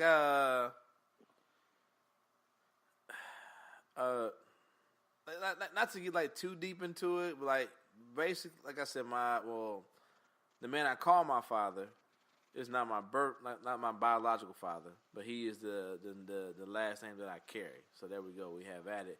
But Mejia talks, dog, and like when we moved, cause my mom, cause like when I was at Ruskin, like. My last year there, a nigga got hit in the back of the head with a hammer, right? It was a fight. And my mom was like, your sisters will not be going to school here as far as high school. And so, of course, my dad was like, okay, well, I guess we move him. And so, like, really, like, a week previous to, like, my first day of school there at Blue Valley North, my daddy looked at me in the eye and said, you don't trust these crackers no further, you can throw them. Like my pops, Sylvester Winston, whose last name I carry. He's not my biological father, but the man that I do call my dad. Like previous to like my week starting at Blue Valley North, looked me in the eye, set me down, was like, "You don't trust these crackers no further, you can throw them." Yeah. And that but previous to that, it was like all these talks, like as far as like Malcolm X. MLK, all these other little things that, you know, Tulsa, Black Wall Street, all these other little things that when people hear about it, they're like, oh, I'm so shocked to hear about this. And you're just like, yeah, that was part of my childhood. I kind of knew about that, you know what I'm saying? Or I heard about that growing up. So I don't know if we got into the focus group yet. I talked about it. We started talking about the loan, all that stuff too. Yeah, let's do it. Yeah, focus group. Let's focus on the focus group. Yeah, so basically, like I said, like we backtracked because I got ahead of myself, and we got into like the soda enthusiasts. Of course, you had the Crips talking about Crip Cola. They were trying to bring it to the forefront, but of course, before you can put something into market, you kind of want to see how it would be taken by a group of individuals who represent a society that will be partaking in your product, which I thought was weird because I don't think that you would introduce Crip Cola into like Trader Joe's or a Whole Food type of market, but that's kind of what the whole focus group looked like. Am I wrong? I think, yeah, I mean, it did look like that. I think the idea, let's you know, let's see what white America feels about our cola. So they did a blind taste test, and basically the response was it tastes like cola. Tastes like cola. I have in my mind what cola should taste like, and it tastes like that. Yeah, but wait a minute, plot twist. It's the Crips. Mm-hmm. It's Crip Cola, and so then the narrative changed completely when they unveiled the label. Wait a minute. Will I get shot if I drink Crip Cola? I don't want to be walking down the street and and the thing is, it's like, man, that's a legitimate fucking question, bro. It is, but it's a legitimate question, but not for this segment of society that we're partaking in this taste test. Man, you know some ignorant ass niggas, man. Yeah, but ignorant ass niggas. But like within reason, I mean, there are niggas on the peripheral that will go out and do some shit, but ignorant ass niggas tend to deal with other niggas for the most part. Because even ignorant ass niggas say, I don't want that white smoke. You run across the base head that What's the base head? That nigga high and like I'm nigga, that's a real fucking threat, nigga. I feel you, but a base head ain't thinking about, oh, you got Crip Cola, let me rob you. Nigga, fuck that shit. If they fucking Pyru. Nigga, hold up, dog. You making up some like Super Saiyan fucking base. Nigga, no, like you ain't ran across a nigga that claim crib, claim blood, and been on, you know what I'm saying, been on that end. Come on, man. Oh, what the fuck you doing that for, nigga? Shit. Stay right, I'm gonna pop the trunk, nigga. I put it this way, like not enough. Like the only time I ran across a nigga that was like ignorant about that shit was like, and it was surprising because I was in Rolla, Missouri when it happened. It's like when I was going to nursing school still, before I graduated, whoever the fuck. And like it was like a pickup game, and we were talking about. I think it was like when Sherman and Crabtree got into it doing one of the playoff games, I think. Mm-hmm. And I was like, Crabtree, something. Nah, I said. And this nigga was like, oh, you call me a crab, nigga? And I was like, I said. And I didn't hear him. I was like, no, Crabtree. Oh, you gonna say it again? And I was like, what's happening? That's the nigga's name. What's happening? I was like, what the fuck are we talking about? And then but lo and behold, this is like my nigga Dennis style. Like this is how we became friends after. Like this nigga even came up here after I moved up here. He was up here visiting some chick. He called me up. Hey, niggas have like go to this pizza shop, eat pizza and drink beer. Like we still friends to this day now. But like it's like, wait a minute, are you a gang member in Rolla, Missouri? So like the one time I like met an ignorant nigga who was like really about their life. That was like the one incident of it. So like I know. So to answer your question, no, I've never been like some base head. Like he might have been the closest to a nigga. I was like, are you about to go out and kill white people because they say Crabtree? Hey man, like I don't know, man. I don't know if it's like that now. I tell you what, growing up, this is 2015 in the 2015. 90s, nigga. Growing up in Kansas City in the 90s, going to Central fucking high school. I get you. Nigga, I was completely aware of that shit, man. But I'm saying though, but like that's like in the city though. That's what I'm saying. Like that's why I'm saying the group like they brought in to taste test or be their focus group would not represent the group that would be buying Crip Cola. You know what I'm saying? I put it this way. I'm not gonna be the first nigga to buy Crip Cola. No. Don't get me wrong. But we know better. So maybe it's reverse thinking. Like we're gonna start Crip Cola out like in Overland Park, and then slowly bring it into downtown Kansas City. Maybe that was the thinking. I don't know. Maybe Killer Mike knew that if we start Crip Cola like on fucking like 31st and motherfucking Prospect, it ain't gonna end well for anybody. You know nigga, none of them vendors in Atlanta was talking about that shit, man. Yeah. You said Crip Cola as in the Crips, nigga? Are you talking about Americans with disabilities, nigga? The other ADA is not a member of the podcast, nigga. We talking about them? Or you talking about? He talking about Tukey, nigga. That's what he talking about. You can't, but so. Nah, nigga. And like, I wish Frank was here. He could defend his homeboy who was talking that shit though. So like within the focus group, so like we got ahead of ourselves to come back to ourselves, kind of. So if you watch the show within the focus group, you see like the focus group talking about with the Crips and this and that, and then when like and you see the Crip members back, and like at the same point in time when them niggas like nah, it ain't about that. I'm like, you niggas do kill a lot of people for like what it seems like no reason. You know what I'm saying? So while the mostly white with the one Hispanic dude who could pass as white focus group was talking about how the Crips and their history, or we're just black gangs for the most part, talking about their history of violence, and then you see the black gang members in the back listening to this and how they're so shocked and appalled by this, and I'm like, I can kind of see why these white folks would be saying this. Shit. Frank was caping for this motherfucker, man. That No. dude, man. That motherfucker was. I was gonna get dude, to, I was gonna get to that. Look, and Mike was having none of that shit. No, I was gonna get to that because I can see why that. But then you have the Hispanic cat who's kind of like, well, yeah, Scarface, but it's a good movie. Yeah, the Goodfellas, but it's a good movie. So like basically, Oliver Stone is a great fucking director. Like, man, fuck that shit, man. He Mike was telling that whole story about how we accept the bad guy in America. Yeah. And he was trying to as long as it's not black. Great fucking as long movie. as it's not black.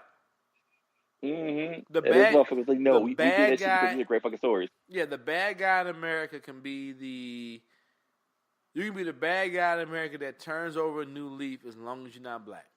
That's basically Al Pacino's a great fucking actor, man. Yeah. That's why get the fuck out of here, man. Yeah, and that's what I'm like, yeah, you yada yada yada and all this other shit as long as it's not black. You're not sitting here and talking about like the Italian mafia, which has the profits from their crimes and tax evasion and all this other shit has been used to build up their communities, the legal side of their communities, and we just yada yada yada that shit. But if the Crips do the same thing, they can't do it because you're the Crips. You can't as a Crip member. I can't go in there and say, yeah, I have $100,000 and I need you to match my $100,000. But you'll say, well, you're a black gang member, and you go, I can't do it. But if an Italian guy or some Italian member comes in there and say, here's my $100,000, and also I say once again, Italian, white looking, where does money come from? Don't worry about that. They're more likely to get that same loan. And if somebody wants to call me my ignorance, that's fine. But we see it time and time again throughout history. Yeah, so basically, I don't think we'll do this. I think what they determined from the last focus meeting is that there was still a fear, and I would contend it's a real fear, that if you were to take sides in that battle and push this merchandise, then there would be a problem. So Killer Mike said that it's time to go ahead and bring in the other side, bring in the Bloods in. And so they started Blood Pop. Yep, Blood Pop. Sure. I'm still there. I hear you. So, yeah. So I mean, I don't know. He brought in some old heads. They did the same thing. And I'm curious. I do want to order some, man. When that shit is like available to order, I do want to get some Cripicola, some Blood Pop, because I'm curious. This is what I think, man. I think the motherfuckers took the same damn formula, put a red label on that bitch, called it Blood Pop. That's just gonna be like left and right Twix, nigga. It has to be the same, dog. It has to be the fucking same. Unless you, nigga, they just put they make it fucking cherry. You know what I'm saying? I just about to say, Blood Pop got to be cherry color, dog. They should, man. Crip Cola got to be RC Cola, and Blood Pop got to be cherry cola. Where the fuck? It has to be.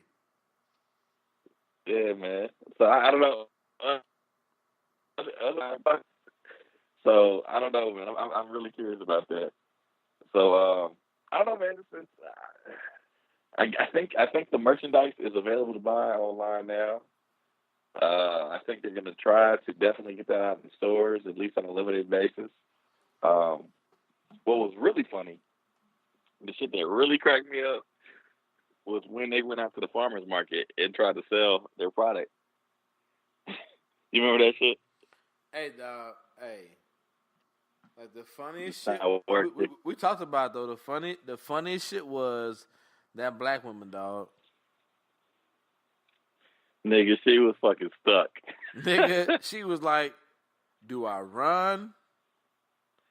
Do I go out and say, like, hey, I'm so glad y'all have made a truce? Do I purchase it? Nigga, it was like, nigga, all... She didn't want no parts of that shit. She automatically recognized Blood Cola sitting next to fucking... Or Blood Pop sitting next to Cripicola. She was like, nigga, the fuck? nigga, she turned to Doctor Strange, nigga. She was sitting there with her fucking crisscross applesauce, nigga, and she saw all the fucking possibilities, nigga. In that one second. Do I run? Can I purchase one and not purchase the other? Hey, nigga. What Iron Man say? What were you doing? I saw all the possibilities. How many? 1 million of them. How many do we win? One, nigga. She saw all the possibilities, nigga, in that brief second, dog. All of them, nigga. It does not end well, nigga. Nigga. Hey, dog. She had that time stone, dog. She was stuck, nigga.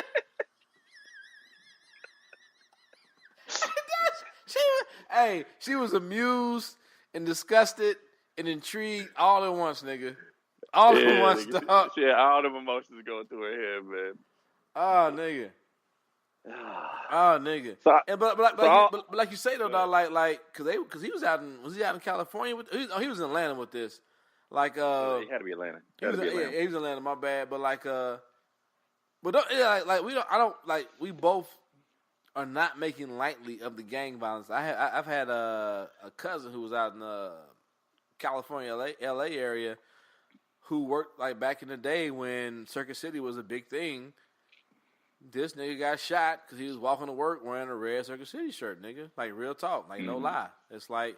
So the gang violence is very real. I mean, and he survived. He got clipped. You know, he didn't. You know, I mean, and he got shot. Yeah. I don't want to undermine the fact this nigga got shot, but he didn't die. You know what I'm saying? But he got shot at because he had a red shirt on, even though he was going to work in legitimate capacity. It had nothing to do with Crips or Bloods. So as Joe even pointed out, like growing up in going to school, it's a very real threat of violence for wearing the wrong color or being associated with the wrong faction. But also, what we're talking about is how, even with that said, Italian gangs,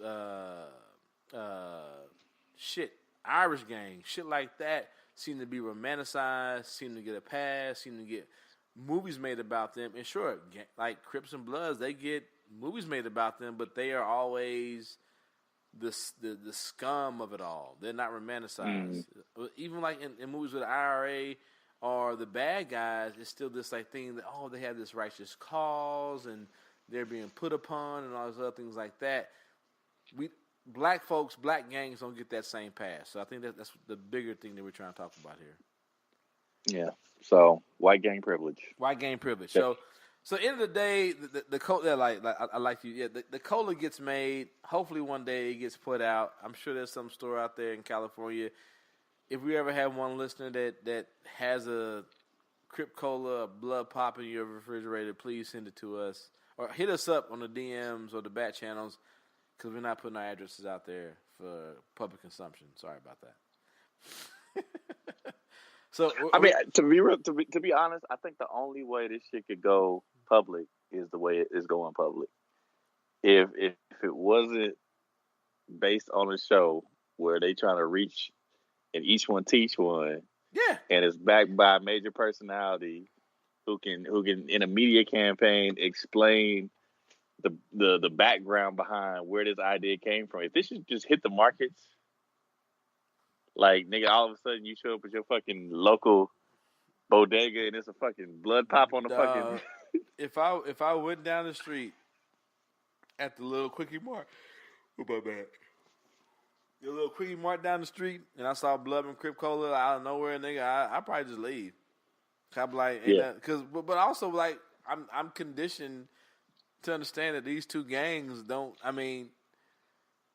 But that's the thing, though. I know Crips. I know, like, Bloods. I guess people who claim Crip claim Blood. But I also know people who I know for a fact have put in a little bit of work here and there. But it's like, it's like, I know them, so I know they mean me no threat or harm. But I also know I've been conditioned through, like, knowing that they can cause harm, and also through outside influences to know that they're no good. But why, when I'm in some Italian restaurant and there's niggas that look like mob members, I don't feel that same fear. So there's something there to that. Yeah. Yeah, I mean, I put it this way. I've had several students shot. Yeah. I've had students killed. Yeah. Uh, I've had classmates the same thing. Same. That's just real. I mean, it is a real thing. I don't know, but I mean, I would imagine that could be said of several other communities. I just Right. we haven't been in control of our own media, and we haven't been able to tell our own story. And I think that's what's important about this show. Exactly. I think what's important about this show is this is an opportunity for a black man who is, of the streets, but has the mind that can speak with, presidents, heads of state, that type of thing. Has a large following, and he can be the narrator for our culture, as opposed to, Dan Rather, saying Anderson Cooper, or somebody at Fox News. You know right. what I'm saying? I agree. I definitely So, agree.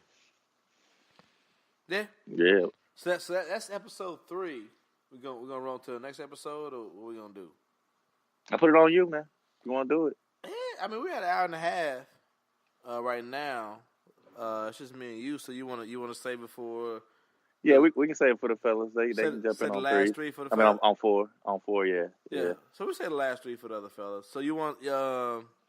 I know in the chat group we talked about the issue of race, as far as like political members, and also in that article there were like highly ranked sport figures who come from biracial unions, in the issue of race, identity, and we kind of touched on it a little bit as far as in our own chat group. I don't know if you want to touch that up, or you want to say that for the fellas also. I'm good. You want to let's go ahead. Basically, yeah, go ahead. So, basically, what's happened is, we're getting into elections. Yes. And we're right at the cusp, and you're getting a lot of people who are coming forward and basically making proclamations that they're going to run for president. I think you put up something in the chat group that said 460 people had applied to be Democrats. I think like, I don't know if it said Democrats specifically, but like I think it may have been Democrats, but I know specifically like 460 individuals have put their names or persons into the hat to run for president for as far as 2020. Yeah, that's crazy. 460. I don't even know how you go about doing that, but a lot of people said, if Donald Trump can do it, goddamn it, I can do it too. But that's what it is, though. Basically, a democracy of our democracy, or the process, whatever the fuck you want to call it. Mm-hmm. Like you see the boy from old dude from Starbucks? Yeah. Yeah. Motherfucker was announced that he was gonna be running for president, and as soon as he said that shit, somebody in the crowd said, "Sit your dumb ass." Fucking billionaire puppets, you know what I'm saying? Sit down somewhere before you get Trump reelected, man. Yeah,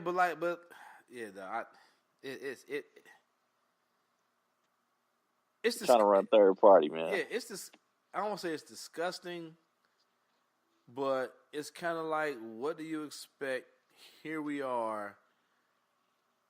And I think a lot of people who are smart, which you are, which James is, which Frank is, you kind of see it slowly evolving. And we all might like, I don't know if anyone, you ever watched, you seen the movie Idiocracy? Idiocracy? Yeah.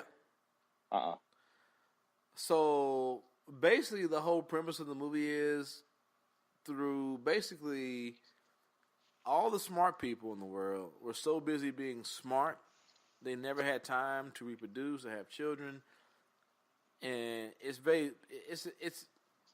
extreme point to be made. It's like, and all the other people were just basically fucking. So like basically, all the intelligent people in the world got watered down, and what we have is this very watered down, not very intellectual society. And if you, I would like just go watch the movie, and you'd be like, fuck, this is what's happening right now. Yeah. Like I need you. Like it's not a good movie. It's not a good movie. It's a funny movie. It was a funny movie then, but if you watch it now and never have watched it, it's a very sad movie because you're like, God damn it, this is what's happening right now. Mm-hmm. So I really like you should watch it before the next episode and to be like, God damn it, Roger, you're right. And so but it's crazy and sad to where we went from this thing like we kind of, and I get there's a good middle ground as far as like you want a politician, but you don't want someone who is like a lifelong politician. But at the same point in time, you don't want someone who's like, I have no idea about politics and governance and how to communicate with not only the American populace, but people outside of our own country who we rely upon to make this shit happen. Yeah, I mean, we can go down that rabbit hole where we talk about how Donald Trump is, you know what I'm saying, basically being a petulant child and you know, damaged America's reputation in the world. We can definitely do that. Yeah. But we'll stay focused. And I think, yeah, we've definitely tread that ground plenty of times on the podcast.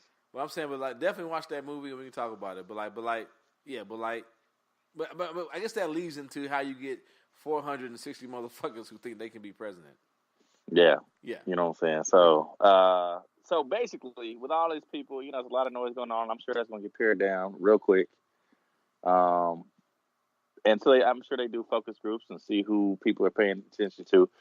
So from what I've gathered, one of the people who has gotten a lot of talk, and let me say this, I said this shit about back in 2017, my first episode when me and James first got on the podcast.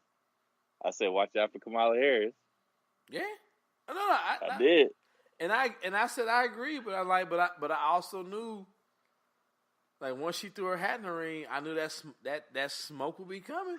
She about to get that smoke. That smoke, hey, that smoke. I just like one of my people I fuck with was on some old. Yeah, I like her, but she married to a white man. I'm like, what?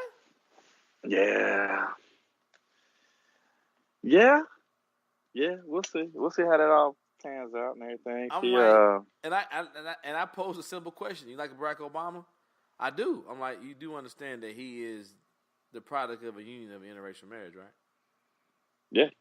So your most beloved president is also the product of a union that you say you don't agree with. How, Sway? Huh? Oh, my bad. I think I lost you fading out on me again, Joe. I'm sorry, I was changing headphones. Okay. What'd you say now?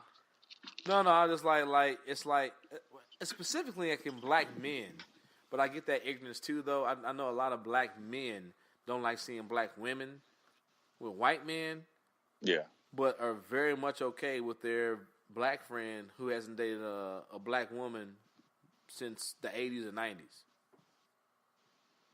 And like, to me, that's kind of like it's a very deep level of ignorance to me. It's a deep level of ignorance, but I think it's also a deep level of, I think there's something that's been encoded in the last 400 years into the black man. Oh, I get it. I get that too. Yeah. So I mean, I don't know. It's really kind of a strange situation where, you know, you look at. I put it this way. I look the same way. I am the product of interracial marriage. Correct. You know what I'm saying? And I look at. I'll be real clear when I see a black man with a white woman, I look kind of strange, but I'm like, damn, that's my mom's white. So that's that's odd. But then if I see a black woman with a white man, I'll be like, oh, that's fucked up. And that shit is really a double standard. I have never dated a white woman. You know what I'm saying? You know, may have flirted, but never did nothing in particular. You know what I'm saying? Out of pocket. So I think there's some. And it's strange to me, like some status to that. Yeah, it's strange to me. Like, as I said, my first wife was white, and I think outside of her, I may have been with like maybe 3 or 4 white women, maybe. Mm-hmm. But of course, when I tell people that my first wife was white, the assumption is that I don't fuck with none but white women, which is I think is like usually like comical. As someone who's been a male whore, I'll put it that way. We won't get into numbers. I would say like I don't even know if it's a percentage point as far as like white women I've been with. But I think it's always funny if I tell someone off top that my first wife was white, they assume that I've done nothing but fuck with white women. I mean, because that's been the stereotype. Yeah, it's a stereotype, but yeah. And like I said, like, and the person like we got into, it wasn't even got into it, but I like you know me, you see my Facebook page. It's always open for dialogue. I don't give a fuck. It's the Wild West on my Facebook page. But like you said, though, it does speak to a bias, especially in the black community, where one has been like kind of allowed, but one has always been frowned upon, specifically when it comes to black women being with white men.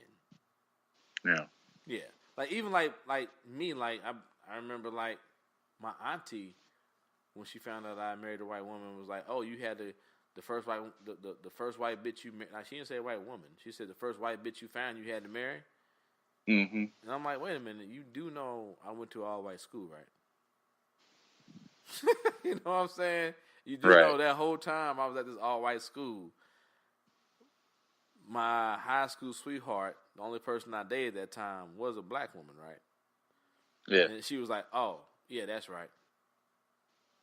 Like, but yada yada all that shit, 10 years later, you know what I'm saying? Well, it's one thing to go shopping. It's another thing to bring an item home, bro. I feel you though, but it's like that whole, but like, if that's going to be the crux of it, and like once again, that's what we're going into. That's how we're going into this election cycle. We talked about it again, dog, and like none of us can come with a good answer as far as like who opposes Donald Trump as far as the Democratic side once he runs. Yeah, I mean, it's all gonna shake out. It's all gonna come out in the wash. I hope it comes out good. I mean, I don't. At this point in time, like I said before, dog, it can be a fucking cardboard cutout of LeBron James cutting a ribbon tape in front of his school. I would vote for that, dog. But you know what's upset me though? Okay, so we were kind of getting to the article, and so I think the person who has gotten the early buzz thus far has been Kamala Harris. Correct. And what has upset me is my brothers, and I'm talking about brothers who are very woke and conscious, publicly coming out against the sister. And I understand she got a white husband. I get that. I get all that. It's one of the things where it's like, you gotta keep that shit in the house. Yeah, man, I don't know, man. They all like publicly like down there, and I'm like, damn. I look, so like Barack obviously had the black woman at his side, and Correct. that's a coup in his favor, especially for the black community. Yeah. You know what I'm saying? But don't forget though, like at the second half of that last 4 years, he was getting beat up by the black community because he wasn't black. He black. Y'all was like, y'all do understand he is the president of the whole entire fucking United States, and he is falling in line with what most Democrats are, which tend to be moderates. Mm-hmm. And so, yeah, he's definitely did what he could in terms of the black thing, but he also knew he was the first black president, and he had to make sure that he didn't ruin it for everybody else. Yeah. Because he did a excellent job as president and upheld the name of the office, we can then talk about Kamala Harris possibly being the first black woman. You know what I'm saying? Ain't no fucking Henry Gates getting invited to the White House for a beer with no other president. So niggas like you like, I get as far as like legislation, he had to appease and try to move everybody back center. And even with that, he still got so much blowback from like a lot of racist white folks. Let's just call it what it is. But a lot of niggas understand that ain't no white motherfucker, ain't no white president, ain't no president gonna get in front of the nation to say, Trayvon. I said Trayvon, my bad, so bad. Ain't no Trayvon Martin gonna say that could be my son or that could be me. Ain't no other fucking president get in front of the nation saying that. No. But niggas just say yada yada yada. He didn't give me 40 acres and a mule. Pretty much what niggas said. I'm like, y'all niggas fucking kill me. They expect too much. My bad. I mean, I didn't mean to cut you off, dog, but that's kind of like when you get to like you get to them barbershop discussions with niggas, like real, like not like you, James, Frank, y'all my niggas, but y'all not niggas. Y'all have a conscience. Y'all understand. Yeah, this is what we want, but we understand the way it gotta be, and we can slowly get to this end goal. But we ain't gonna just hop to there. But when you talk to niggas, it's like, was he supposed to just get up there and say fuck the white man and everybody get reparations? What did y'all niggas want? Yes, which is what I'm on with this Kamala Harris. I'm not saying that, Barack Obama maybe could have done more. Maybe I felt like he dealt with economic issues over race issues, although he did touch race issues. But his legislation was on economic issues, and those economic issues indirectly helped out black people, because I know there were several issues in terms of paying down loans, student loans, and refinancing houses that he passed that I took, me and mine took advantage of, that helped me as a black homeowner, you know what I'm saying, or black college graduate, you know what I'm saying. But when we start looking at Kamala, like, she announces, and people I respect, people who I feel are highly educated, people who I wouldn't call, like you said, a nigga, people who I would call, an intelligent black man, are publicly downing her right off the top. And I'm like, we ain't even gotten into the season to get an idea of who's out there, and we already coming down on our black people, man. I feel like it's crabs in a barrel. Pretty much like I saw there's and she won't listen to our show because we're like reasonable and we see the middle ground. But like, she was really on some like, I'm not gonna vote, and the Democrats don't get my vote until it's all black and nothing but black. And I'm like, how does that work? You'll never vote for anyone because there will never be all black and nothing but black. So she was basically like off top, like, here we are, 2019, saying, she basically already said fuck Kamala Harris, and then also fuck Cory Booker. Yeah. And I'm like, I get what you're saying as far as like appeasement and all that shit like that, but how do we even get to the path of getting more things for black people if you're like you made a very great point as far as like when we're talking about the wall debate, and it all comes to that. If I come to the table saying that it's what I want and that's it, how do we even begin the process of moving towards the middle? You know what I'm saying? Yeah. Because you can't say, well, all white is bad, but the opposite is all black is good. Like, it don't fucking work that way. It can't work that way.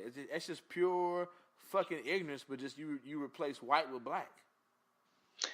Yeah, it has worked that way in inverse. Yeah, but I mean, no, it has worked that way. But yeah. I'm saying it if we're gonna have a society that is just for all, it can't work. That's what I'm saying. It can't work that way. Yeah. But you can't say, well, if you flip it to the other side, that makes it right. And I'm like, no, that just makes it just niggas and fuck white people. That's not good either. No, that's not a formula for growth, man. Yeah, that's not a formula for growth at all. No, we just gonna have problems from that situation. But you see it though. That's what a lot of niggas want. It's like it's black, y'all, or nothing else. It's like, well, I guess we're gonna have more Donald Trump, my nigga, because that's what you're asking for. Yeah. So, but with that being said, let me get back to the article. So, my bad. We got off topic. No doubt. So we were looking. I was looking at this website. It's a very right leaning website. It's called Town Hall, and they have basically brought up a question about what constitutes a black person. So if we're talking about a black politician, and the right wing always attacks the mainstream media, and that's why they have gone and formed their separate outlets. They've got the Breitbarts, this town hall publication. You've got Fox News and that type of thing. So they've gone about forming their own publication and wrapping themselves in their own narrative, so they can tell the story that they want to hear told. You know what I'm saying? So the headline here is media calls Kamala Harris, Barack Obama, Tiger Woods, black. I just lost it. Hold up real quick. The media calls Kamala Harris, Barack Obama, Tiger Woods black, but not Naomi Osaka, the tennis player that just won the Australian Open and beat Serena in the U.S. Open a year ago. Well, not even a year ago, a few months ago in 2018. So it's basically white people kind of calling out us, calling out the media, and saying, keep that same energy. If this person black, why this person not black? Exactly. You know what I'm saying? So if Barack Obama's going to be black, Barack Obama is, to be truth, like you said, truth told, is half white, probably more than half white. I don't know. He got his father from Kenya, so he might be fully half black. I would say me. I'm probably more than half white, because I'm sure there was some slave owner along the way on my pop's side. But also more important than that, though, even with the examples given in this article, Barack Obama, in that, as far as those examples given, is the one person who says, I am black. I identify as black. Whereas, even with Tiger Woods, with and I'm not disrespecting him, because he's trying to give respect to his mama and all that shit, so salute to all that shit. But I'm Malaysian, whatever the fuck. And even with Kamala Harris, trying to give respect to her heritage. See, Kamala, and James put me up on that. Kamala is half Indian. And Correct. When we say Indian, not Native American, but Indian as from the subcontinent. Correct. And that was news to me. We had one of them duck boat moments about her back in November or something like that. Her mother's from India, her father is from Jamaica. Yeah, so but she also went to Howard University. Correct. But some people say so do a few white folks. A handful. But I would say it seemed to me like she immersed herself in the culture. Correct. I mean, but then we get into what we talk about also is, what do you identify as opposed to what society says you are or accepts you as in that moment? Yeah, that's a good question. I mean, and I don't know if you were saying you as in me. No. I mean, as the individual. Not you. I'm well versed in the subject. You know what I'm saying? So I get that. I mean, I didn't mean you specifically, because we never talked about it, but I think you've always identified as a Black American or African American who is a product of interracial marriage relationship. Yeah, but see, that's not. Yeah, that's definitely, I think, how I've done it, but I feel like not everybody goes through that same process. No. I'm saying, yeah. Exactly. You know what I'm saying? For me personally, I felt like I've been able to adapt to many situations. I would go to spend some summers with my mother's side of the family up in Michigan. I would spend some summers down in Texas with my dad's side of the family, and you kind of learn how to interact with different people in different scenarios. And I feel like you almost feel like a chameleon, where you kind of fit in with whomever. You know what I'm saying? I'm assuming your experience between Ruskin and Blue Valley School District are pretty similar. You know what I'm saying? Where you learn how to walk in different circles. As we call it in the community, you gotta learn how to code switch. Oh yeah. So for me though, whenever I am out and about and I meet new people, I've been confused for Dominican. I would say I can't say. I've been. Dude, I went to New York one time to go get some food, and Hey, Poppy. They like, hey, what? What do you want, man? You just gonna hey, bro, none of that. Hey, Poppy, Poppy. You want some arroz con pollo? No, I want some rice and chicken, nigga. Yeah, I mean, don't give me that arroz con pollo. I want the rice and chicken, nigga. That's what I want. Yeah, I don't know what's happening right now. I just want the rice and chicken with a little bit. You got some gravy back there? Yeah, throw something on it, man. You know, give me that thing on it. You know what I'm saying? Put that thing on it. But yeah, I've been confused for Arab. I can see it. I've been confused for Muslim. You know what I'm saying? Yeah, I bet you be a very tall Arab or Muslim, but I can see it. But I've never been confused for straight up white. You know what I'm saying? Right. I like though, as I said, probably my heritage is probably 49% or better. I mean, 51% or better white. You know what I'm saying? But nobody ever walks up to me and be like, "Oh, I thought you was all white." Very ethnic. You look very ethnic, sir. Who's saying America? Say here in the States. So I mean, I've associated with the culture because I was accepted readily by the culture. You know what I'm saying? Yeah. I mean, I think the culture embraced me. I embraced it back. Correct. You know what I'm saying? So, but I'm not sure that's the same. I think my sister might have dealt a little bit more, you know, with that question a little bit more in terms of struggling with it.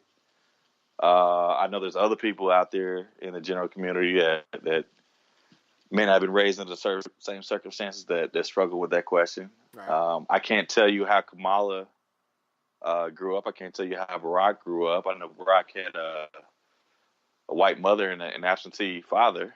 You know what I'm saying? So he may have, been in circles with white people, but definitely, you know, like again, he's not gonna get confused for being just a white kid. Yeah, but also you're talking about like, and also you gotta deal with and also there's always that racism that's always there that's very potent in America. But also you talk about Barack at his youth, his teenage years, which you're talking about what, like 60s and whatnot. Very different time. I mean, like, I won't say very different, but a different time, different climate, especially talking about civil rights era, as opposed to young Joe Jefferson growing up in Kansas City in the 80s and 90s. I mean, there's still, like, there's that racial tinge to it, but, like, you know, you get what I'm getting at, though, I think. You be out in public with your white mother, and people kind of throw that look, like, oh. Yeah. I'll get wrong. That's your mother? You know what I'm saying? Don't get me wrong. 2000. So we talking about my first marriage. So we talking about 2005, 2006, somewhere in there. And like I said, me and Sarah didn't have children, but I had a child already at that time. So you have me, this white lady, and this boy who my oldest son, Amar, who you could tell is very much not biracial. Mm-hmm. We talking about 2005, 2006. Niggas still getting looks. Yeah. Specifically when we out and about in Overland Park, Kansas, having a nice, you know, quote unquote family meal, because we were a family. Like niggas still getting looks. So that's why I said like the racism is always gonna be there here in America. You know what I'm saying? Yeah. You know what I'm saying? But I can say, yeah. So the question then became, and this is a loaded question. This is from a Republican think tank asking questions. Yeah. But it's like what makes Barack Obama black? What makes Kamala Harris black? Why is she not considered to be Indian? Why she get the backing from the black community? Why does Tiger Woods? They try to break up his statistics. They said, and I don't know. I looked at his dad, and I thought his dad was full brother. I don't know. But basically they said he was only 1/8 black, really. But he got a tremendous amount of support from the black community. Because once again, though, I think it goes back to America and American society if there is a question about your heritage, where you're from, your blackness, America is willing to accept you as far as being part of whiteness when you're successful. But you don't hear none of these motherfucking critiques, none of these motherfucking questions.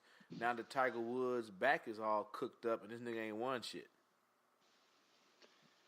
But here's the thing. My dad was a big golf fan. He is a big golf fan, and whenever Tiger Woods plays now, he still want to check and see what's happening. When he was really in the thick of those things, No, because your dad in the late '90s.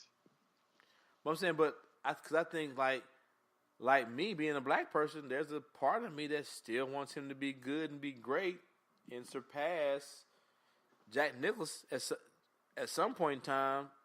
But I have an agenda to make white America mad. I'm sorry, y'all. I used to hate fucking Tiger Woods, man. I don't like golf. I don't like golf, but let me tell you something. Golf was on my ESPN app as far as like Tiger Woods when that nigga was making white people mad. I feel all that. But my thing, that's my personal agenda, dog. and maybe this is me being mixed. My dad was a big golf fan.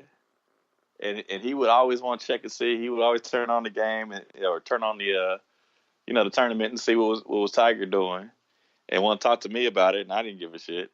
And I played a little golf. You know what I'm saying? I have a cursory knowledge of what's going on. I have a few idea who's doing well and who's not doing well. Uh-huh. I know the rules, that type of thing. But I'm not a big golf fan. But for Tiger, when that nigga. Basically, what it did it for me when he came out with Capital Mejia, I was through with the motherfucker, man. I was through with him for a second. I was through. My new saying, I threw that nigga in the bushes, dog. But then the correlation between him creeping up, being great, these other golfers making these racist ass statements as far as like chicken and watermelon, these motherfuckers trying to alter the course because this motherfucker had this long ass drive, off the tee. I was like, oh, these motherfuckers scared. Oh, they was real scared. They was real life scared of him. Cause I'm with you. When that nigga said that calibration shit, I was like, I get it, but if that ain't some old tap dancing, let me make everybody comfortable right now type of shit, I don't know what it is. Well, I mean, look at how he turned out, man. Like, dude, he had an awesome run. He did. The motherfucker is first ballot. I don't know if they have a Hall of Fame for golf. If they do, he's a first ballot dude. He's in the inner circle. You know what I'm saying? He there. I got a lot of jackets. Right. and hey, if he is able to return to form, which it looks like, it sounds like he's gotten a little bit better. If he can get a few more to go ahead and catch the Jack Nicklaus's of the world, God bless him. God bless you, sir. And he may be in a place at this point where he wasn't early in his career, where he realized that he's black because of how the public perceives him. But that's what we talked about earlier. That's the other side of it is what you think you are versus how American society says you are. Yeah. I mean, real talk. I mean, like I said, I think part of my identity is part of how I was received and who welcomed me. Right. You know what I'm saying? Who I felt, more at home with. You know what I'm saying? Like you said, if I didn't off top, if I didn't know you, I ain't gonna mistake you for some white boy, but I'm also gonna be like, I put it this way, I wouldn't think you was a nigga off top, but I'm gonna say, you know what? That ain't a white boy either. Right. He's somewhere in between. Right. Right. Hey, could have been option C, D, or E. You know what I'm saying? I don't know, dog. I don't know. All I know is he's not this. He's not this option. Right. So I've always been accepted by the black community, and so I think I naturally probably gravitated towards studying that culture. You know what I'm saying? Getting involved in things such as hip hop and some of the sports that black people enjoy. You know what I'm saying? Yep. But I mean, I think because of my exposure, I do enjoy some things that are atypical to the, black people as well. You know what I'm saying? So, I know Tiger was really at a stage where he was young and he was thrown into the hot. Yeah, I couldn't imagine the spotlight that he was under. at that age, you know what I'm saying, and having to deal with the pressures he was dealing with. And I know he didn't want to, disrespect his mother and, of course, grandparents and that type of thing. So I think he tried to find a way to justify that. But, me being young, being militant like I was like, fuck that nigga. You know what I'm saying? He don't want to be with us. Fuck him. He ain't with us then. Fuck that nigga. You know what I'm saying? So, I mean, but mama, she know what it was. Mm-hmm. And so the same question is out here for this young tennis star that we got right now. We got a young lady who has won the last 2 major championships in terms of Grand Slams. She beat Serena on the way there. Yeah. And to much controversy, you know what I'm saying? But she's definitely, backed it up by winning the Australian Open here. I'm about to say, yeah, she just won this last one. You know what I'm saying? And so, last name is Osaka. What's her name? Naomi Osaka. She is part. What is it? Haitian, I know she was born in Haitian Japan. Yeah, Haitian part Japanese. Haitian, part Japanese. You know what I'm Yep. saying? Grew up in America. Yep. Florida, and I want to say New York. And so what I'm saying to you is that they're saying that she is not getting the same love from the black community, from media in terms of calling her black, as did. But this is Barack Obama, as does Kamala Harris, even Tiger Woods. You know what I'm saying? They're saying that the energy is inconsistent there. Once again, though, like you said, this is a right wing, which sometimes means white wing website. Yeah. So I think if you go to when she won, I think there was a lot of like black folks, from what I've seen, who were claiming that. So I think you saw the other end of it, because I think I just like the way my news media is set up. You see a lot of black folks claiming that, and you see the opposite end of it, which can also be just as ugly. A lot of black folks claiming that in disregard to her Japanese heritage, which was something that I saw also too, right? And it's like what we're talking about right now is it's amazing of how no one cares about your race, where you're from, your mother, your father, until you become significant, right? No one knew or cared about what this little brown girl was. White media hadn't claimed her. Black media hadn't claimed her. But all of a sudden, she beat Serena. And now, like we talked about, now that you become a valuable commodity, now we have to claim you and put you in the category.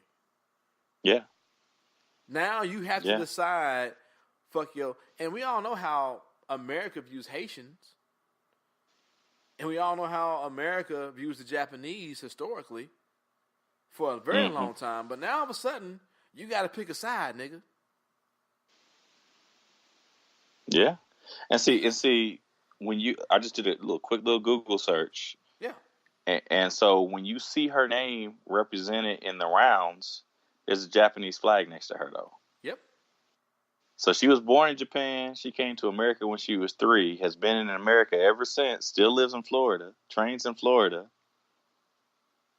So why is she has American? Haitian there's a question. She has dual citizenship. Yeah. So once again, though, it's if you're everything but, if you're anything but, there can be someone that can be purely snatched out of the sky and claimed as white, now you got to pick a side, nigga. Mm. Because you can't be American. Because we all know the default for American is what? White. You know what I'm saying? So you can't be American. You can't be from around here. You look real exotic and different. You look like them niggas down the street, but your eyes look a little funny. Right. So like you said, the white wing or right wing media. Hey, when I be at work saying it sometimes, I know the people at work be looking at me. Cause I say it real fast, white ring. They be like, "What'd you say?" I'm like, right wing. My bad. I'm sorry. I was. What'd you think I said? Speech impediment. Sorry, buddy. My bad. Inner city You know schools. what I'm saying? Inner city schools. They claim that you could not find people who claimed her, or at least the media wouldn't claim her in the African American community. Like you'd be hard pressed to find anything that would identify her as black. And so I don't know. Like I said, in this quick Google search of her name, it definitely pops up as a Japanese nationalist. But if you put it, I just went ahead and put in Naomi Osaka Black. You definitely see articles that talk about her half Black, half Japanese heritage. Correct. You know what I'm saying? So Correct. people with an agenda. Definitely people with an agenda. Yeah, but once again, though, it's like that thing of just society in general, which says you have to choose. Why can't I be Haitian Japanese or Japanese Haitian? Especially with the way the world is trending with this blending, and you have 2 years ago with Time magazine publish what future people on Earth will look like, and it's like I don't know what the fuck that is. It's like I see some black there, I see some Japanese, maybe. I don't know. But if you get into this thing where you have to pick a side, there will always be conflict. Yeah. Yeah, I mean, eventually everybody gonna look like me and Pat Mahomes. Pretty much, nigga. Pretty much. Everybody gonna be that. Yeah, that's pretty good. That's what. Yeah. And then once y'all niggas start failing, y'all just be niggas just like me once again. There it is. There it is. But that is so sad though, because what is she? 20 something? Yeah, she can't be much more than that, if that. And telling this child, well, she's a child. If she's 20 something, I basically have a son that may be a few years younger than her. Right? 20 something's a child now. I'm just saying, now to me, 20 something. You know, we're bringing up old shit. Oh, you bringing up old shit. Bringing up old shit. Stay focused. Stay focused, Joe. She 21. She 21. Yeah. So she knows not to kick. She knows not to kick niggas in the face when they're on the floor. Anyway, I'm sure she does. She a child now, though. I just need to know that. I'm just saying though. So this young woman is being said you have to choose between your mother's heritage or your father's heritage. Which, by the way, there are Haitians that may not say I'm African American. So that's also a dialogue to be had. Also, right? That is. I mean, I think that's something Frank wanted to talk about a few episodes ago, talking about a conversation that Desos and Mero had on Ebro. Yeah. If people from the Caribbean consider themselves to be African American, I mean, Barack Obama, his dad was not American, but he is of African descent. He is an American citizen. That is African American. And so is the white girl, the actress, Charisse Theron. Yeah, her parents are both South African, and she was born here in America. She's African American too. So what does that look like? I'm saying by definition. Colonizer American. That's a little. I guess colonizer America, but by definition, what Americans see as African American, you get into some very muddy, dirty waters where you got to go. Well, hold on, my nigga. Let's talk about the history of South Africa. It's like, okay, but is she African American? I can't do it. No, I won't do it. Like I said, once again, you think she was filling out college applications and checking that box? Oh, fuck no, she won't. She won't. But I'm saying you can make an extreme point, which is always as we know in our chat group, is usually very a poor point and just causes more disruption in argument. Yeah, no doubt. But even with ADA, like both her parents are Nigerian. Her brother born in Nigeria, so her brother, who was the eldest sibling of all her sisters who were born here in America, would her parents call themselves African Americans or Nigerians? Again, I think when you are, like I said, a part of my identity is about how I'm perceived. You know what I'm saying? And how people react with me is how I react with them. You know what I'm saying? Correct. And I think until you open your mouth and you reveal those portions about you, I think it is assumed that you share the culture and the heritage that the majority of people of African diaspora who live in America share. And even if you do not have that heritage, I think there are experiences Correct. that you're going to encounter just because the general population is going to lump you in with that same group. Right. You know what I'm saying? I there was a girl I dated back in college, or was starting to date, who, again, she was mixed too, but her I don't remember if it was father or mother, whoever it was from Africa. You know what I'm saying? And so she grew up, went to the cultural events that we had for African Americans, right? Associated with the Divine Nine fraternities and sororities. Went to the cultural events that we had on campus, but technically she doesn't share the same heritage that we share. She's not the descendants of slaves. Barack Obama is not the descendants of slaves. You know what I'm saying? But when you walk into a restaurant and you get treated a certain way, you walk into a hotel, you get treated a certain way. You walk into a meeting, you get treated a certain way. You have that shared experience. Yeah, I agree because you've seen her like on camera and spoken to her. Until you begin to hear and talk about her family, you think she's just a regular old black woman that lived in St. Louis. Yeah. You know what I'm saying? You don't, so once again, but it goes to your point of saying how society views you, your experiences, this and that. But then what we're talking about here with these specific people who are, which always seems like we said, seems to happen when you have influence, when you have success, then your blackness comes into question. Yeah. Like how black are you? It's like it wasn't a big deal. Well, ADA is a poor point because it's both her parents are African, Nigerian, or black, however you want to describe it. But I'm sure let Joe Jeff fucking blow up and make the next big thing. Then all of a sudden it becomes, well, how black is Joe Jeff? Yeah. How black is he really?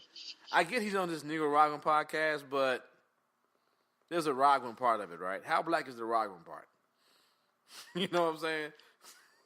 I'm guilty of that shit too, man. I've been checking out some of the young MCs, and saying J. Cole is one that's mixed. Yep. And I fuck with J. Cole because I think J. Cole has identified with his black side, and it's okay, yeah, I can rock with him. You know what I'm saying? He speaks some truth in his lyrics. Drake is not somebody I necessarily deal with, but I recognize him as somebody who is identified with black culture. Correct. Even though, what I'm saying, there's some things about him. But then I'm just now starting to get into this dude Logic. Logic been I like his earlier shit. Some of his newer shit I ain't fucking with. I'm really just touching in on him. You know what I'm saying? I kind of I kind of a hip hop snob for a while. You know what I'm saying? His is only true school. You know what I'm saying? Yeah, but also you go to his looks though, and a lot of his. That's what I'm saying. Yeah. Okay, you're right. That's what I'm saying. He could pass for white. He could. I thought I'm not gonna lie because of course he's in that gray area of an older head, quote unquote, such as ourselves. And my children could still, my teenage children still kind of fuck with. So it's that gray area where, I thought he was a white cat until my daughter was like, no, he's from a biracial union. I'm like, oh, okay. But he also doesn't really start getting into, his conflict with that until some of his later music. You know what I'm saying? A lot of his early shit is just, him just rapping. And then, as he starts to blow up, a lot of his latest shit gets into that. He really dove into that, and this is kind of he was on last year.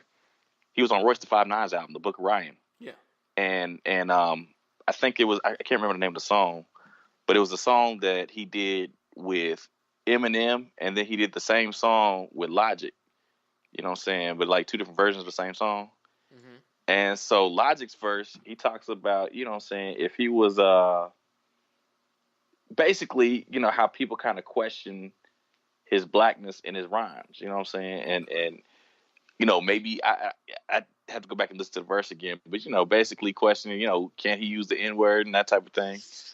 You know what I'm saying? So I think that's something that I, for one, on first look, probably would like dismissed him like, man, that's another white rapper. But then I like, he black. Well, let me give him a shot. I'm guilty of that. You know what I'm saying? But like it goes to what we're talking about too. Like the bigger or the more successful a society views a person, that's when all that becomes into effect. Like in a lot of his earlier shit, like you said, I think he was just saying this shit and no one really paid attention to it. But as he got like motherfuckers, like, this motherfucker can kind of rap a little bit. This motherfucker, he got a little flow to him. Now we start to dig into it and it's like, okay, nigga, you gotta choose a side. Mm-hmm. And I don't think he's the type that's gonna necessarily choose a side. I think he's a very like if you look at him, he's a very like, I have a white mother, but at the same point in time, I have this white mother who really like outside of my black father didn't really fuck with niggas for real and kind of like really like shit upon my blackness.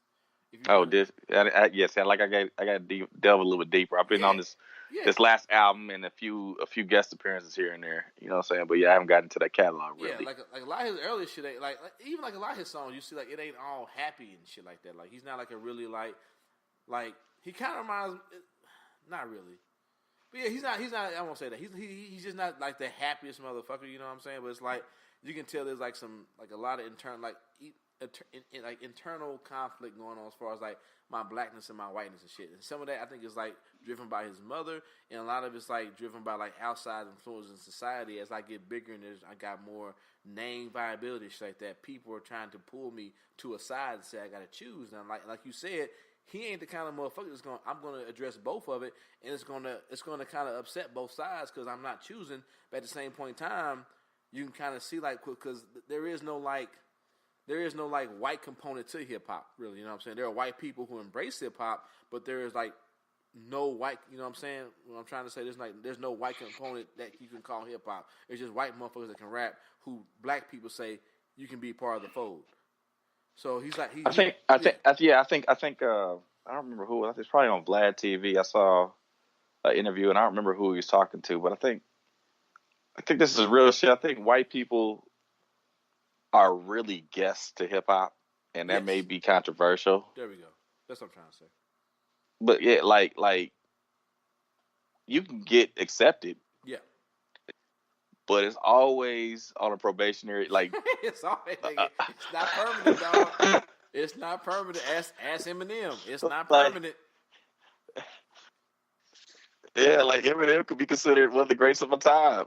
But let that boy throw the N-word out there wrong one time. Hey, it's gonna be a motherfucking record scratch, nigga. What you say? Hold on. It's gonna be a revolt. Well, I'm saying, but he knows. But you know what I'm saying. But true allies. You know what I'm saying? True allies like LP with Killer Mike. You know what I'm saying? They know what that line is, and they understand why that's a line, and they will not cross it because they have too much respect. Yes. I feel like Eminem falls into that category. And that white boy knocked his stepdaddy out. True allies. He understands that line too. Yeah. Shout out. Yeah, no doubt. So I mean, like with Logic, I heard an interview with him. Like they asked him, who you haven't been on a song with that you would love to be on a song with, and they gave him a couple choices between some. It was somebody. It was like Jay-Z or like I don't remember, Black Dot or somebody nasty. That was a brother and Eminem, and he wouldn't even let him get the sentence finished. He's like Eminem, off top Eminem. You know what I'm saying? So, which lead me to think he fuck with the white side too. Like, I'm saying that's why I said, like you said, like you stated, he's not a cat that's going to choose. Yeah. And I also think like even though he's biracial. Because he looks like a white dude, I think he understands that his guest appearance can be pulled very quickly because of his appearance and how he looks. Whereas Drake looks like a black dude. Whereas J. Cole, I also think the Logic can monetize that shit too, man. He could too. J. Cole looks like a black dude. Yeah. Like you, the three people we put up, who the least looks like a nigga? Logic. Yep. He looks like Napoleon Dynamite, nigga. Yeah, real talk.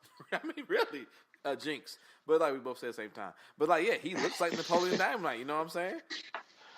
Yeah, I mean, and shit, he's named like what 4 albums. After Quentin Tarantino, Young Sinatra. You know Young what I'm Sinatra, and he had like Quentin, like he like had an album like it was kind of like a play on Quentin Tarantino's words or some shit like that. So like basically these albums based on these like famous like white folks for the most part. I think you know what you're doing with that too, man. I think so too, but I mean like but at the same point in time, he's like you said in the interview, he still pays respect to hip hop. He still understands what it is. He ain't never really got out of pocket with his like just saying crazy shit, nigga this, nigga that. I mean, he's a good fucking rapper. I mean, like does he drop the N word? I haven't listened long enough to catch it. You know what I'm saying? I haven't really paid attention. I listened to him in a minute, and I got like there's only maybe one album here, like his early albums that I really really like. That I can listen all the way through. I got and on that one, I don't think I ever heard him say nigga. I think there was like skits where his homeboys in the background and they may have said nigga, but I got to go back and listen again with this like looking for type of thing to see it. But I think like the time I heard nigga, there was somebody on a part of a skit that said it. I'm kind of curious how he land on that. You know what I'm saying? Yeah. Cause like Cole could say that and he'd be like, all right, okay. Like I said, but he gives like there was an interview on YouTube that he had where because Tech Nine was like one of his was one of his influences and like he wanted to meet him and like he like met him backstage at one of Tech Nine shows and like Tech Nine was like breaking down how he raps and how he flows and like this nigga like fucking went to a rhyme and a rap where he sounded like Tech Nine, like had the cadence down, the breath control down, and everything. He was like, God damn, this nigga's good. Yeah. Yeah, I mean, you've heard him rap. He can rap. The motherfucker can rap. Do you fuck with him or not? That's personal preference. But I can't. If a motherfucker tell me that's really should be what it's all about. It really should be. Can the motherfucker rap? Yeah. If a motherfucker tell me he can't rap, I'll be like, I can't fuck with you as far as what you choose to listen to musically because you can say he can rap, but I don't really like him. I respect that. There's a lot of niggas that can rap that I don't fuck with. But if you just say, man, that motherfucker can't rap, I'd be like, what are you listening to? Nigga, it's talking about you. What are you listening to? You know what I'm saying? like I said, but that was a factor into whether or not I was gonna check this dude out, man. Yeah.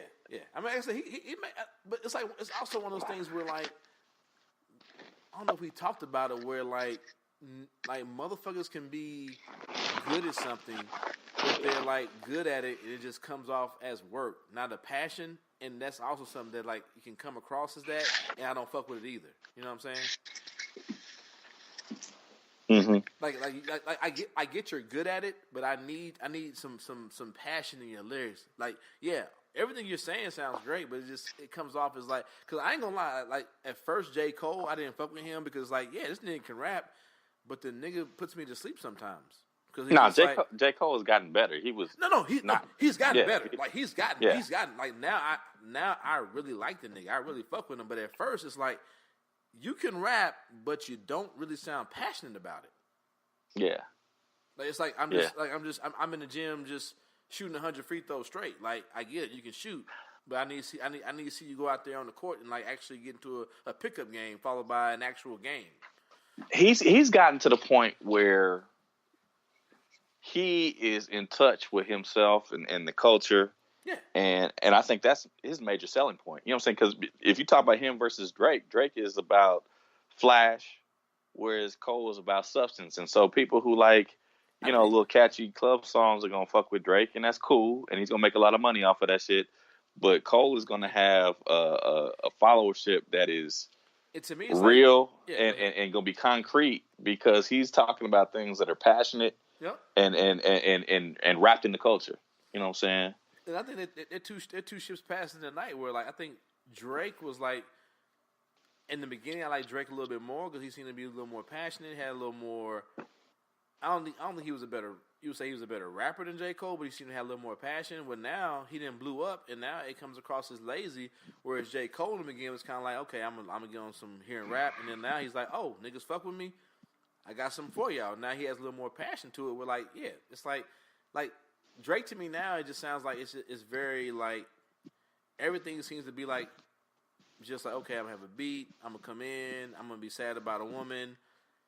Something down the line, I'm gonna rap about my niggas, and we having a party, and then I'm gonna end up with singing another song about a woman that did me wrong. And it's like, okay, nigga, I get it, I got it. Yeah, very very formulaic, very formulaic. Yeah. You know what I'm saying?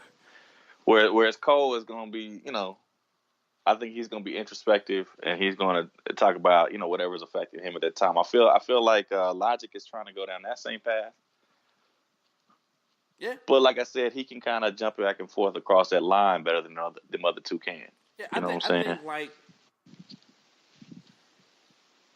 I think Logic might be. It's like that thing where it's like the nigga that come to the gym and just like can just ball. I think Logic is a better rapper, but I think J. Cole overall is just better at rapping.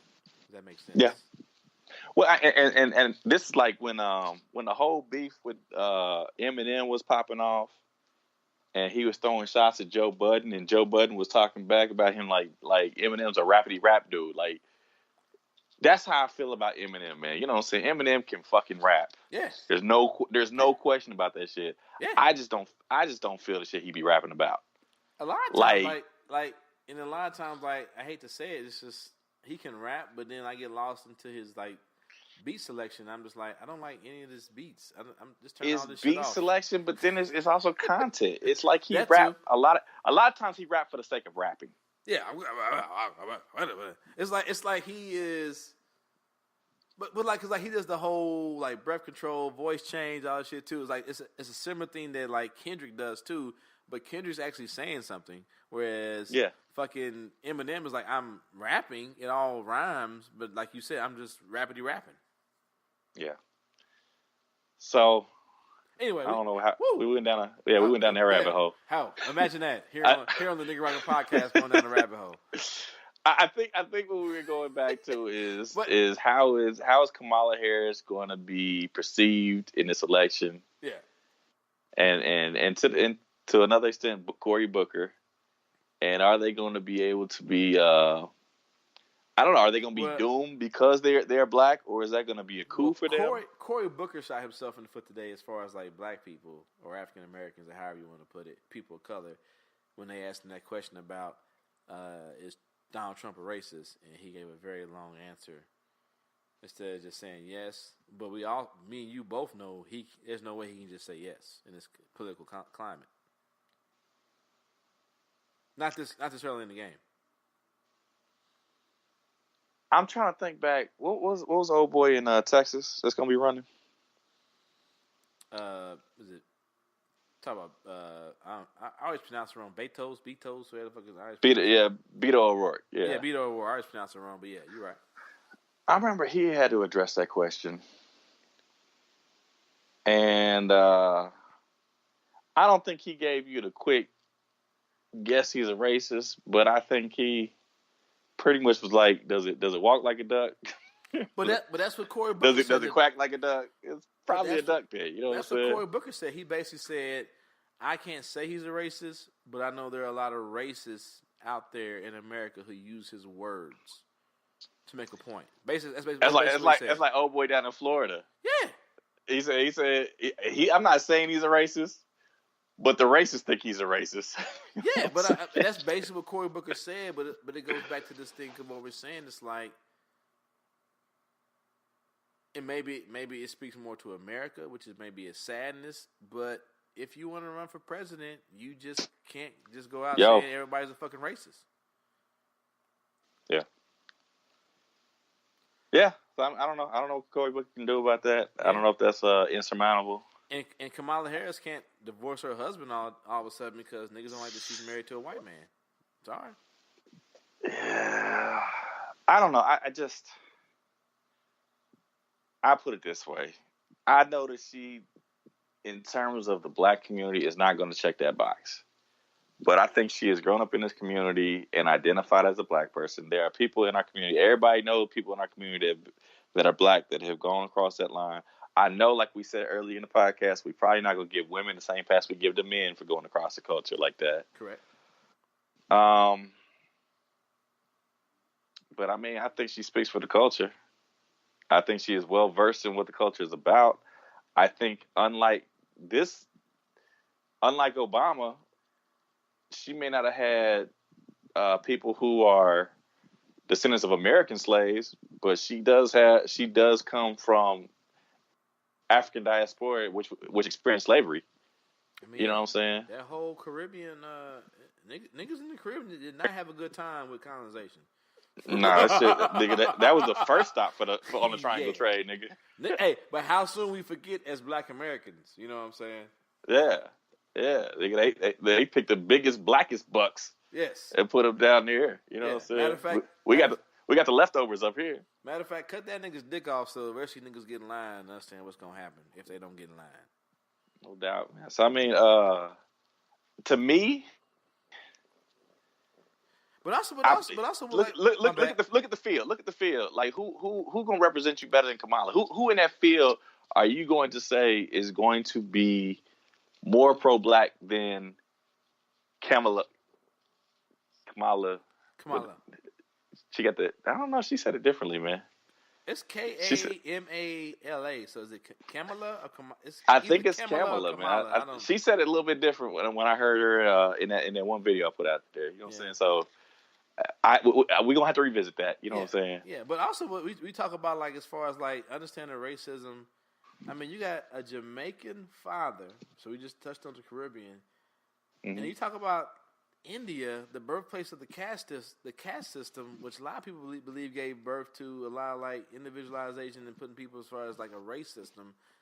You know, it's like she comes from a background of people who understand racism, struggle, and stuff like that. So like you can yada yada yada whatever the fuck and say she's not a Black American, but you can't understand she doesn't come from two separate societies that understand racism, race, class, and how it can affect how an individual is promoted through a society.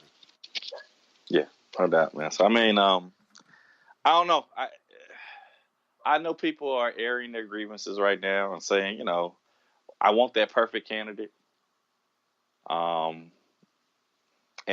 And we are not at the point yet where we're ready to probably nominate, you know, somebody who has two black parents who grew up the sons and daughters of slavery. You know what I'm saying? We haven't gotten there yet. We're getting closer. So I guess, you know, it's gonna be Roger Winston and Joe Jeff running on ticket in 2024, man. Nah, they don't want to see that. Nah, they ain't ready for that. They ain't ready for that because that let them motherfuckers talk about your mama, my mama, dog. This gonna be on site, dog. White America gonna learn about what on site mean that day. Nigga, Funk, what's up? Hey, my name ain't Ted Cruz, nigga. On site, nigga. I catch a nigga in the green room, nigga. What's that shit you was talking? Yeah, what's that, nigga? Hey. It's so funny, dog. So I was talking about this at work with one of my homeboys, and he was like, we was talking about like the dynamics of what on site means, and I was like, usually when you tell a nigga on site, when you see him, the first thing that is said is a question about the thing that was disrespected. So either like, what's that shit you was talking? What you say about my mama? What you say about my kid? Right. And that is followed by a nigga getting punched in the face. That's it. It's like because it really no dialogue. Ain't no dialogue after that required. I've been addressed to you. I've let you know up front. This is the thesis, nigga. You getting your ass kicked for this shit right here, and then I kick your ass, nigga. Ain't no. It's like when a nigga say what you say. That right there is me giving you the chance to get your hands out your pocket and defend your face. There it is. Because once I say what you say about my mama is gonna be followed by my hands coming at you. Oh yeah, you was talking all this shit on the mic, nigga. What's up? What's up? I heard what's all that debating, nigga? You was doing. What the fuck's all that about, nigga? Hey, show them hands. What's up? What's all that debate, nigga? Nigga, where you at? Hey, Oh, dog. pussy ass nigga. Fuck you, man. Oh, fuck boy, man. Oh, fuck boy, dick in the booty ass nigga. JY, KY jelly ass nigga. To our homosexual fans, we did not mean anything by that. Sorry about that. But yeah, dog, niggas say on site, dog. It's gonna when I see you. I'm going to see you, and I'm going to ask the questions to the back of your head, followed by me punching you in the back of the head. Hey, nigga, what you was saying, nigga? Back. Little salt and pepper. That's all. Oh, dog, yeah. We couldn't run for president, dog, because they're going to find this podcast, and it's going to be a wrap. Oh, nigga, hey, they dig through the files. Like I said, the ADA, they gonna find that one podcast where we was laughing about that old black man dying on duck boats, nigga. That's gonna be a rap, dog. It's gonna be a rap, nigga. That's all they gonna need. Let's laugh about niggas drowning. Just drowning. Okay, we get that. So what about Pam Grier having the inability to have children ever again? Well, y'all niggas was laughing about that. What about that? Huh? What you say? Good times. Good times. Good times indeed. Hey, the fucking the track has been laid, man. Hey, nigga, we just go out and tell. Hey, that's locker room talk. It's locker room talk, dog. Why can't? Matter of fact, why can't it be 462 niggas running for president, dog? Let's get it. Let's get it popping, dog. Here it is. Fucking get it, dog. Yeah, man. Fuck it. Hey, Joe Jeff in the KC store for motherfucking for president, vice president, dog. You go ahead and be president. Cause all right, I bet it, because you know, I don't know. We give you the nuclear football, nigga. What you say? I said we give you the nuclear football, nigga. You out here trying to George Bush the button, nigga. I don't know, bruh. Hey, y'all give me a dummy suitcase just to see what I do. I'm about to just push the button like ain't nothing happening. You be like, see, nigga, you failed this test, nigga. We knew you couldn't be trusted. That's how we know. That's how we know we shouldn't let this nigga do it, dog. Hey, I hit you up. Hey, Joe. Hey, nigga. Hey, I pushed the button, nigga. Ain't no bombs falling. You be like, nigga, you failed. Nigga, that's because we gave you the placebo, nigga. Hey, nigga, you didn't think that fucking tan plastic case that said Fisher Price on it was a motherfucking test dummy, nigga. Oh, I didn't even realize. I'll be like Roger. That shit was a test. You failed, nigga. And nigga, you failed that shit miserably. I be like, but hold on, dog. Them niggas North Koreans talking mad shit today on Twitter, dog. So I had to let them niggas know, son. Son, they was over there talking mad shit, son. Fuck are they doing, nigga? You know what I'm saying? Fucking Kim Jong-un, nigga. I put a foot up in his ass, nigga. What's that shit you was talking, nigga? What'd you say about my mama? Hey, nigga, we ain't go, because they gonna be like, hold on, dog. You got 6 kids and 3 different baby mamas, nigga. Say what? Oh, shit. What, nigga? What? You talking shit? What you say? You talking shit, nigga? And I love them all, nigga. I love them all. I got child support receipts to show that I've been current, nigga, on all my payments, nigga. And what? And what? Oh, check my credit score. Check my credit score, nigga. Check my FICO, nigga. There it is. Tell your mama stop calling me. Next question. What's that shit you was talking? Oh, dog. Oh my god, it's so bad. I couldn't do it, dog. I've been a murdered motherfucker. Anyway, dog. Yeah, so I'll be in charge of the football, nigga. You run the Senate, nigga. You get them in line, nigga. Oh, nigga, I'll be out there. Matter of fact, like I said, watch Idiocracy, dog. Sometime soon, and then like you understand, I'll be out there with the HK nigga. Like somebody else say something else. Mm-hmm. Somebody else call my nigga the president of motherfucking lie, and that's how I put. Somebody else call my nigga the president of motherfucking lie. See who else don't get shot today. On site, nigga. Anything else? No questions asked. Any other amendments that need to be pushed today? Motherfuckers. All right, bitches. Y'all be good. I'll see y'all next week. Anyway, dog. And then you finish with, nigga, that's what I thought. That's what I thought, nigga. That's what I thought. Oh, puss ass nigga. Speaker from Arizona, you got something else to say? Fuck ass nigga. We've thought. been watching y'all niggas since y'all denied that. Once y'all got the Super Bowl, then it's MLK Day. I got something for your ass, nigga. Sit your ass down, clown ass nigga. Be my favorite term, dick in the booty ass nigga. You're gay. My bad. I'm sorry. I didn't mean it like that. Sorry. Nigga apologized for the shit and then came back to it, man. What's that about? That made me think the first apology wasn't authentic. Can I just say KY jelly ass nigga? Can I just say that? Because even heterosexuals use KY jelly. Can I just say that? Man, when we run into 2024, man, it's just all gonna be fair ground. They gonna be listening to this, man. We ain't gonna win, dog. Nigga, I got an associate's degree. We ain't gonna win. Nigga, look. I got the masters, bro. We good. We good? Okay, we gonna run on the strength of your masters, nigga. There it is. We balance it out, man. We cool. They gonna be like, well, hold on. What we just talked about, niggas. Hold on. Didn't you run to marry a white woman back in 2005? Huh? Oh shit. Huh? Well, huh? Why y'all bringing up old shit, literally? Y'all gotta bring up nigga shit. That's another thing niggas say. Why you gotta bring up old shit? You gotta bring up old shit, dog. I'm trying to enhance the community. I'm trying to better myself. I'm trying to move forward. Y'all niggas want to pull me back, man. Crab in the barrel ass motherfuckers, man. Matter of fact, 88, come on out here. I went back to the continent. Got me a all black woman.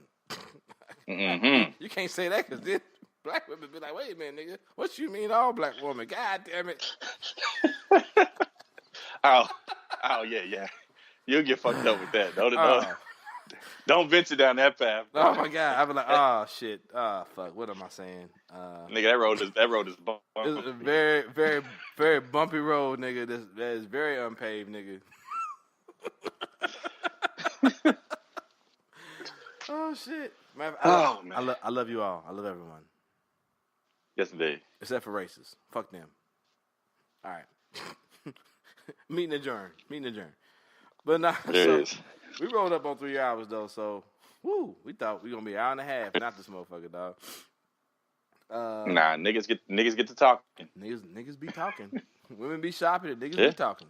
But yeah, so to wrap it all up, I guess the last one a bit.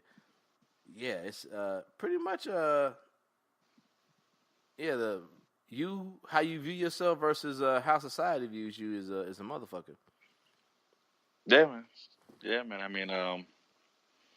I think you got to take some time to take some inventory of who you are and who you feel you are versus, you know what I'm saying, how you've been perceived. And so I hope that we as a country can, progress and accept people for who they are. I think we as a community, I don't know. I put it this way. Out of the candidates I've seen so far, Kamala Harris is by far the one who has shown me the most. You know what I'm saying? And it would be excellent to have another black president. It'd be excellent to have our first president that was a descendant of slaves. Yep. It would be excellent to but here's where people really get mad. If we get a black woman as president before we get a white woman as president, we gonna find them real allies real motherfucking quick, nigga. Oh man. So I don't know. I think she was a prosecutor. I think she's gonna be able to prosecute the difference between the visions of America that Trump has versus what the Democratic mindset has. You know what I'm saying? I think she's gonna be quite capable of doing that, and I have been honestly surprised at how well she has been received in the media versus other competitors. So that could definitely change week to week. Right. But I think she seems like she's gonna be in there. She's gonna be one of the main competitors. Yeah, I feel it. But I think that's why she's getting so much heat. And I think a lot we saw that with like the fake Russian accounts and all that shit like that. I think a lot of this these so-called like blackity black websites, blackity black Twitter pages and all that shit. Like you see why she's getting so much heat off top because I mean really as of right now, people who've announced with a name and a face, she is like this not scary to a scary black woman, but to the right, to Republicans, she is the scariest right now. Yeah. She's a black woman, and you know, black women are a force, man. Nigga. You know what I'm saying? Hey, I nigga, them debates, nigga, she make it that far, them debates with Trump, nigga, they're gonna be, what I say, so spicy, nigga. It's gonna be so spicy, nigga. Yeah. So, I think she's gonna be about that life. Whatever popping off at the mouth you want to do, she's gonna be equal to that task. Oh yeah. So I mean, and she's gonna be well versed in, you know what I'm saying, policy and you know what I'm saying, international discussions because she's been, you know, working at that level in the Senate. You know what I'm saying? So I'm excited to see how that goes. Yep, I'm very excited. You know, I feel like we've kind of handled that conversation. We could probably wrap it up with maybe a Super Bowl prediction. And a shout out to the MVP of the league, Pat Mahomes. You know what I'm saying? I even throw out a fucking congratulations on the Hall of Fame to Tony Gonzalez and Ty Law, former Chiefs. Yeah, shout out, especially Tony G. So many good years here at the Arrowhead. Yeah. Super Bowl prediction. I think it's a hopeful one. I mean, I kind of want to see I wouldn't be mad if the Rams won. I think I put me and my brother Damon in our little sports chat group. I think I had like 31-29 Rams. Yeah. I want them niggas both to lose. I don't know how that happens, but and the Chiefs to go ahead and get their shot. You know what I'm saying? It really should be Chiefs Saints. It should be. Like the Chiefs, we shot ourselves in the foot, and so did the Saints for the most part. But them niggas got obviously cheated. Like for the world, they did. They really did. They really did. Like we got the little Brady like touched his shoulder pad call, but we did have a nigga line up in the backfield who was on defense. But I mean, let me ask this real quick. You play. Isn't that something that you do proactive? Isn't that something you be like, you know what I'm saying? Hey, 5-5, get on side. You know what I'm saying? As opposed to the gotcha type of shit you do after the fact. You know what I'm saying? Like you see it like the only thing I really seen is like a referee like with a receiver or something because they're usually out there and they're usually checking to see the correct number of offensive players are lined up on the line, right? Mm-hmm. So they can make that like, you know, a legal formation call after the fact, whatever the fuck. And then like I guess you would like tell a defensive player you need to back up, I guess, but I've never really seen that. You know what I'm saying? Never seen that. Yeah. It's usually like they're usually, and even then like they may not tell a receiver to back up. But usually what happens a lot of times is the receiver like checks with the the outside receiver specifically checks with the ref to make sure they're not outside because you're so far off the fucking ball. You know what I'm saying? But a lot of times referees just checking to make sure there are what is it, 7?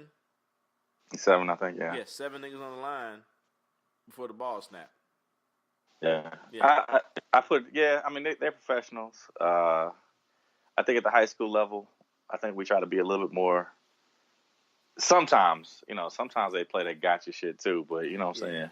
You try to be a little more proactive. Say, hey, you know, make sure that you tuck your uniform in. Make sure that you step back from the line at the free throw. You know what I'm saying, that type of thing. Yeah. I coached Little League football. You saw them like they were like first quarter. Like, well, the first year I coached, cause I came up with the team. It was still instructional, so there was a lot of leeway. But the last like 2 years, like so the second year they were kind of like, okay, the first quarter they were warning niggas, you know, but like second, third, fourth quarter, it's kind of like we throwing the flag because y'all niggas ain't learning. And then like definitely as we got into like the last year, which is right before they went into like 8th grade football, it was a lot more. It was like a lot less like, hey, back up.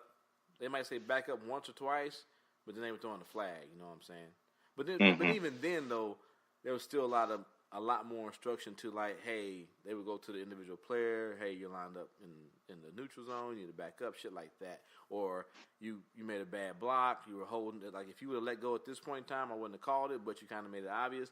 But still, there was a lot of that leeway had kind of went away in that last year of football. Yeah, I mean, that's a grown man. Yeah, he's paid to do the sport. He's been doing it his whole life. Yeah. Yeah. Yeah. Yeah, it's the end of the season. And that's the call that sticks the most because that's the play where you had interception. That shit would have been game. This shit would have been over. Hey, I was in New York. I think what happened? I was in New York. I think ADA had went to the bathroom or was doing something in the bathroom. Nigga, I was squealing like a high school girl through her apartment, nigga. Cause I was like, nigga, we going to the bowl. I said that, nigga, we going to the bowl, nigga, we going to the bowl. And I saw the flag though. I was like, oh, that's holding. They gotta be holding. Where threw the flag at? I said they gotta be holding, right? Nigga, they came back and said that niggas outside, and then they had that replay where they had the little blue line. And I'm like, they ain't really the official line, but you can clearly see this nigga lined up in the backfield damn near. And I was just like, ooh. Yeah. And I'm in denial, like that blue line ain't the official line. That ain't the official line. It is.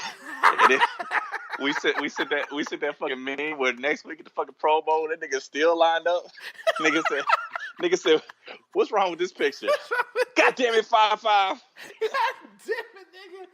Hey, dog, the highs and lows of your team was all in that fucking less than a minute, nigga. Cause they snapped the ball. He got that heat on that nigga. They threw it out. I forget who had the pick. Who got to pick that play? I forget. It really doesn't even matter. It don't matter. I remember that nigga was running.